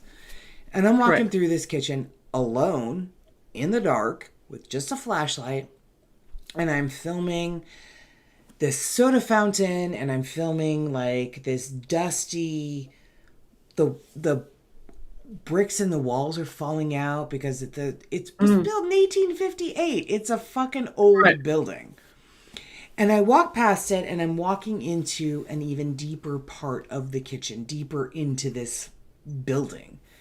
And I Mm-hmm. hear behind me this noise that I can only describe as a glug of a Hmm. soda fountain that's not maybe working. You know, when you put your cup under there Mm-hmm. and it just kind of goes, gloop, and Yeah. Right. Okay. Laura, it's one of the first times I have ever genuinely been terrified on an investigation. I'm a brave investigator. I will go into a section of a building that I've never been in before. I will go in there alone. I'm a brave Right. investigator, which is I know what you I are. did. This scared me so badly. And I'll show you the video. We will show it on the mini episode, but Mm-hmm. you see me film it and walk by, and then I hear this glug. I spin around Mm-hmm. so goddamn fast, and I'm like, because there's no explanation for it. There's no explanation for it. So I finished doing my investigation, and I immediately go out as fast as I can to find Chris and Audra. And I'm like, you guys, I need you to come in here and help me figure out what this noise is coming from. And we did. We spent a good 10 minutes. So there are parts of Trans Allegheny that are leaking. And it can be Right. from rain, it can be from whatever. There's no plumbing to any part of the building except for the first floor in that center lobby area. And Okay. we hunted everywhere. So it's like the floors are leaking and the roof is leaking. It's an old building. That's an old building. Yeah. Right. So, and they have buckets everywhere to catch it. So we're standing there and we're listening to like drips of water in a bucket. And I'm Mm-hmm. like, that's not it. That's not the sound. That's not the sound. And then we hear it again. And I'm like, that's it. That's the sound. And Chris was like, that does sound like it's coming from there. And he's looking at it, and it's unplugged, and there's the tubes are they're not, it's just not functional, this soda fountain. But what we do is we hear it again, and we hear it behind us. Well, what it came from Hmm. was a bucket in a janitor's closet in the kitchen, shrouded by it was a tiny closet, which just Oh wow. Okay. emphasized the sound. of this water dripping into this bucket that made it sound like it was coming from this soda fountain. And that's what paranormal investigators today do. We will spend so much time trying to find the source of any weird random noise. If we can't, we'll call it unexplainable. That's what genuine paranormal investigators do. It's unexplainable. Not necessarily paranormal. Exactly. Right. So that's when 100%. you kind of, and you experienced that too at College Hill, right? When we heard that oxygen machine. Mm-hmm. We couldn't figure it out. We tried everything. And you did have some experiences where you did not stop looking for the source of that experience until you found it. And that was when those lights were happening and you were like, where is that coming from? Can it come from the road? And then you found out that it was Chris and Audra 3 rooms down and it was their flashlights that just happened to be... just happened to hit a window that happened to go down and show up all the way down the hall in a different room. Yeah. And it was just flashes. Exactly. Yeah. But we figured it out. It took us like 10 minutes. I was like, where is that coming from? It can't be the road. It can't be wherever. Let's figure out where the light's coming from. Right. And that's what genuine paranormal investigators do.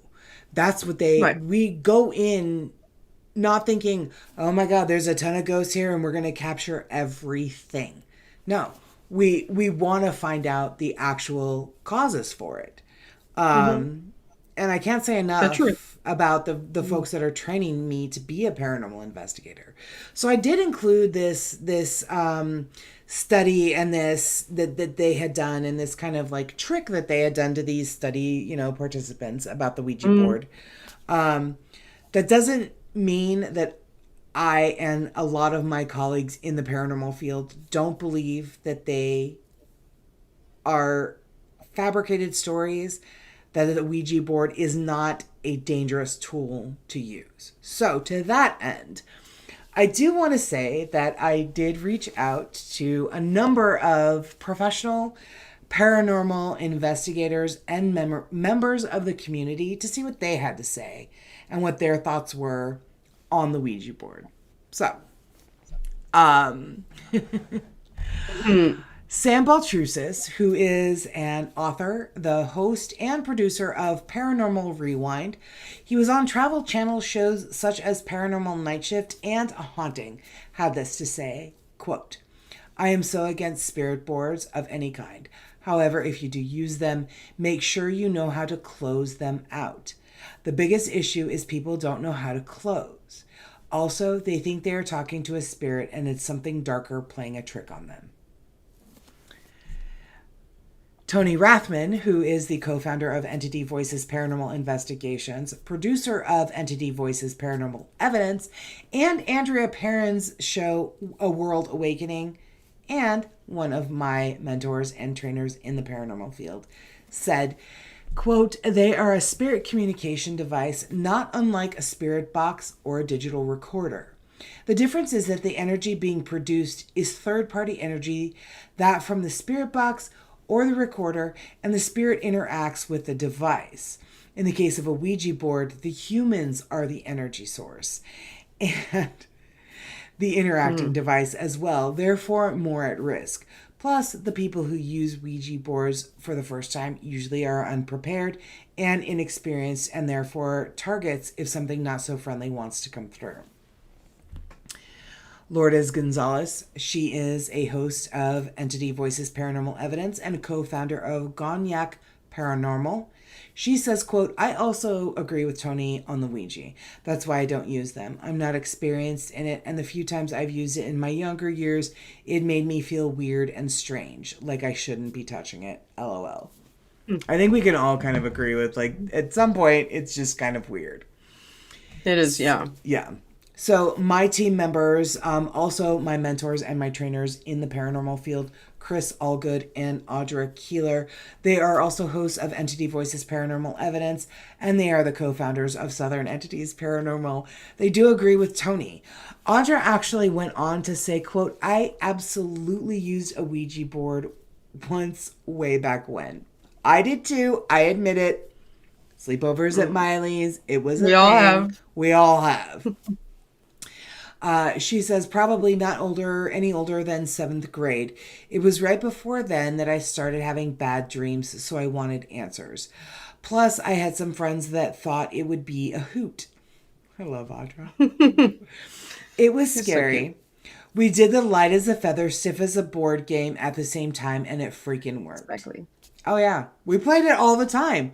And All that stuff. Oh, my God. Every slumber party. Yes. Light as a feather, stiff as the board. The 2-finger, it always worked. And it was of course magic. I mean, it was, physics, but to a 7th grader, it was magic. Whatever. Right? It's magic. Yeah. I also spoke to Anthony Simonelli, who is the founder and lead investigator of the Seekers Club of the Paranormal, featured on the Travel Channel show Paranormal Night Shift. He said, quote, I don't use a Ouija board. I believe if it's used correctly, it could be a good tool, but it seems that people today use it as a toy. They've been using it as a toy for a long time, but even more so now. And that's me saying that. He goes on to say, it seems to me that no one knows how to use it or close it today. That is very key. When I'm talking to these folks, closing it out is very key. You can't just summon a spirit, put it away, have a chat, be talking to your grandma, and then just be like, okay, and then done. There's a actual process. He says a lot of houses I've been in that claim to have activity had someone use a Ouija board in the past. Stop it, guys. Stop. He said, I don't know how to close them. That's why I don't use them. I know people say the equipment we use today, like EMFs, spirit boxes, and other equipment, are like a Ouija board. I don't think so. Our equipment are getting their power from batteries. The board... You shut your equipment off, shutting down that connection. When you shut it off, you turn the power to it off. A Ouija board, they're powered by people touching the board. That leaves the board open to whatever wants to come through. The equipment is shut off, and the Ouija board, you're not sure. I hope this helps. My brother and mother used Ouija boards a very long time ago. My mom with her friends, my brother with his friends. To this day, we've still got activity in the house. Wow. So I did speak with Tanya Webb, and Laura, you met her. She is the owner of the Old Hospital on College Hill in Williamson, West Virginia. They were featured on Destination Fear, and she said, I have never personally used one, but we do not allow anyone to use them at the hospital, too afraid of what may appear. Wow. Yes. Patty, who you also met, said, quote, My mom had an authentic one, lived by it. Of course, she also studied witchcraft. I never messed with one, but I am curious myself. I do know that her house had a strange feeling when you entered it. When she died, my sisters threw her Ouija board in the White River in Indiana. Wow, okay. Yeah. I always thought it was whatever you decide to put into it. If you go in believing, then you will find. Just tell whoever does use one to use extreme caution. And I'm going to add myself to this professional paranormal investigation list of people and what they think about the Ouija board. What I have to say is nope, no way, and fuck no. I think for me personally, the risk is too great that something else would come through. I do think the difference between using it as a means of communication, like the spirit box or digital recorder, is intent, right? Mm-hmm. An electronic device cannot have intent. Very similar to what Anthony said. You can just shut that off. It's an electronic device. Right. They cannot have intent. But if you're using a Ouija board and you're using it with 1 or 2 or 3 or 10 other people, even if one person's intent is to summon something else or just be open to summoning anything else, all bets are off, even if it's unspoken. So, good point. Yes, that is some of the more terrifying stories and some of the more, different theories and ideas behind the Ouija board and the belief in of professionals in the paranormal field. I will say that a number of infamous locations, all of which we have covered here on this podcast, that you can actually visit, forbid you from even bringing in a Ouija board, let alone using it. Ouija board, spirit board, conjuring devices of any kind, they will not allow you to bring them in the building. And they include the Lizzie Borden Bed and Breakfast, Trans-Allegheny, the Bel Air House, Waverly Hills. The Mystery House is actually to be announced. I couldn't find anything on their website if they allowed it. I kind of feel like they would, just given that she was big into seances and she has an entire seance room. But you never know.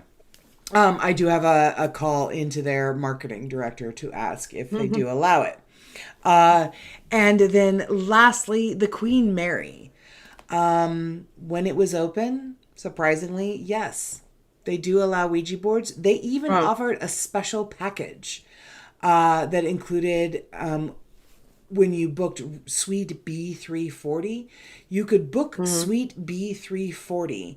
And when you did, for the bargain price of $500 a night, you would get this spiritual package that included a Ouija board, tarot cards, and a crystal ball. Sadly, everybody that booked that suite got this package, including a Ouija board. Sadly, the Queen Mary is still closed since the outbreak of COVID and may actually never reopen again, simply because the ship is in great need of repair, and it will cost in the millions of dollars. I think the last that I read, Long Beach City Council was entertaining 4 different proposals, renovating it and keeping it as a hotel, moving it, dismantling it, or sinking it. So that's really unfortunate. That makes me very sad to think that they may never open again, and even more sad to think that they might actually sink it as an educational reef or what have you, but or that they may dismantle it. It's iconic. It's really iconic. So that makes me sad. Yeah, that makes me sad. But anyway, guys, that is some of the more frightening stories that I could find of folks that actually used a Ouija board, and what the paranormal community thinks about them. And yeah, so anywho, thank you. Yay, thank you. I'm excited. So yeah. What did you think, Laura, about the scary stories to tell in the dark? Well, I always enjoy that kind of stuff. Right. You know, it's always fun. The stories are always great. Of course. Yeah, a lot of fun. Yeah. I really enjoyed all the stories and the history and everything. It was great. Always interesting. I think Ouija will always kind of like just capture our imagination. It will, right? I think so too. Regardless if you just played with them, you know, like me, like 30 years ago or more, you know, I haven't touched one in ages. I mean, you still, when you see one or you see the image, the iconic image, you know, stuff comes to mind. It's so wrapped up in our pop culture, and it has a lot to do with what you think about spirits and such. So it's really interesting. I agree. Fun. And you know what? I never once associated light as a feather, stiff as a board with Ouija. When I was a kid, and it wasn't until Audra and Lourdes mentioned it, that being kind of like in conjunction with the Ouija board, I was like, oh, really? I thought it was just a fun little, there were, 7 of us, and this one laid on the ground, and then the rest of us just lifted her up in the air with our 2 finger. I never once made any sort of connection that we might be kind of trying to tap into I was Yeah, 12. I I mean, we didn't thought we were fucking being know. like Yeah. magical, Yes. spiritual. Or just very strong with our fingers and you can lift a friend. It's I wrong. don't even know. Yeah, whatever. Yeah, Yeah. it's weird. It was still one of my very favorite games to this day. There you go. I might have taught my niece Emma to play it. Fuck. Oh, good. Good job. Don't tell her parents. I hope they don't All watch. right, I won't. Anyway. Probably. I think we're safe. I mean, hopefully. So, that is the end of our story, guys. But we have decided with the launch of YouTube, we are going to add a new tiny piece to History of a Haunting. And that is called Strange History. Now, Strange History was born when one of our very favorite guest hosts and our very dear friend, my best friend Jennifer, sent me this book for Christmas. It's called Strange History. And it's basically a book about mysterious artifacts, macabre legends, boneheaded blunders, and mind-blowing facts about history. So I am going to just randomly flip to, it's quick, guys, calm down. Randomly flip to a piece of strange history in the book, and we're going to read it to you as an attempt to bring even more levity to a very serious topic here on History of a Haunting, because we're always dead serious. Oh, you see what I did there? So serious. Dead serious. Oh. So we're going to end every episode with a bit of strange history. This week is 5 freaky facts about food. Laura loves herself a good, delicate, what is it? Not delicate. What's a meal that's like rare, like escargot and monkey brain? Like, what is it called? A delicacy? A delicacy?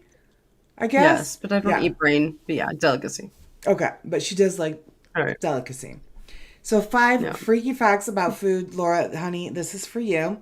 The first archaeological evidence of soup dates back to 6000 BC. The main ingredient, hippopotamus. Yuck. Aww. Would you eat that? Would you try it? Do you love a good broth? I do, yeah. Okay. Not gonna lie. Okay, hippo broth for Laura. Sugar was first added to chewing gum in 1869. Did you know that? I did not. Did you know it was added by a dentist? Oh, good job. Right. Yeah. Besides human sacrifices, the Aztecs offered the gods tamales. I think I'll take the tamales. You have my attention as an as Aztecan god. Abraham Lincoln's mother died from milk sickness, which was poisoning by milk from cows that had eaten the white snake root plant. Oh, I've never heard of this. I never have either. Here we go. Romans flavored food with garum, a paste made by leaving fish to rot for several weeks. There's lots of fermented fish stuff in lots of cuisine. Oh, really? No, thank you. You just don't know. Yeah, so I would basically what that tells everybody is that I would rather be an Aztec god and be offered tamales as opposed to a Roman and eat rotted fish, whatever the fuck. I mean, it's fine. You'd be alright. You probably eat it already. You don't know. That was mean. I'm not gonna tell you. That was mean. I'm not gonna tell you. Shut up. It's not mean. It's just true. All right. Anyway, Laura, tell the people where they can follow us. Oh my goodness. You can follow us on Instagram, Facebook, historyofahauntting.com, and the Twitter. Also, and the TikTok at HOAH Podcast, and at HOAH Carrie, and at HOAH co-host Laura. Yes, we the TikTok has its own special overlay because it is the only social media platform where Laura and I actually have our own handles, and you can follow us and our personal accounts. Laura is going to bump it up, right, Yeah. with the I'll TikTok be making the videos. videos. Making the videos. I mean, I'm trying to sing Golden Girls to these people and everything. Come on. She does, I do. I do. honestly. TikTok is the best. It's so fun. Let me tell you about Eartharella. She makes soaps and bath bomb. It's so satisfying to watch her videos. I'm telling you.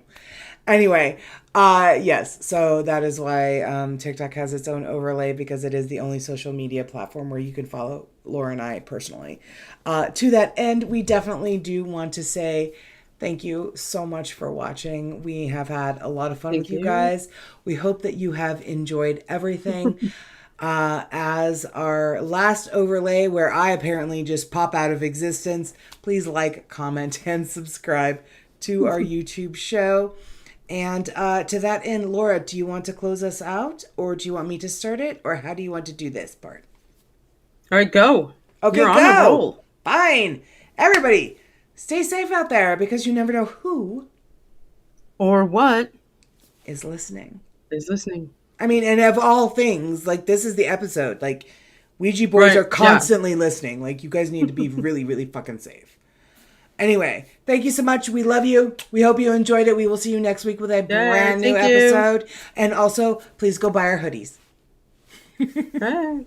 All right. Bye, Thanks, guys. guys. Bye.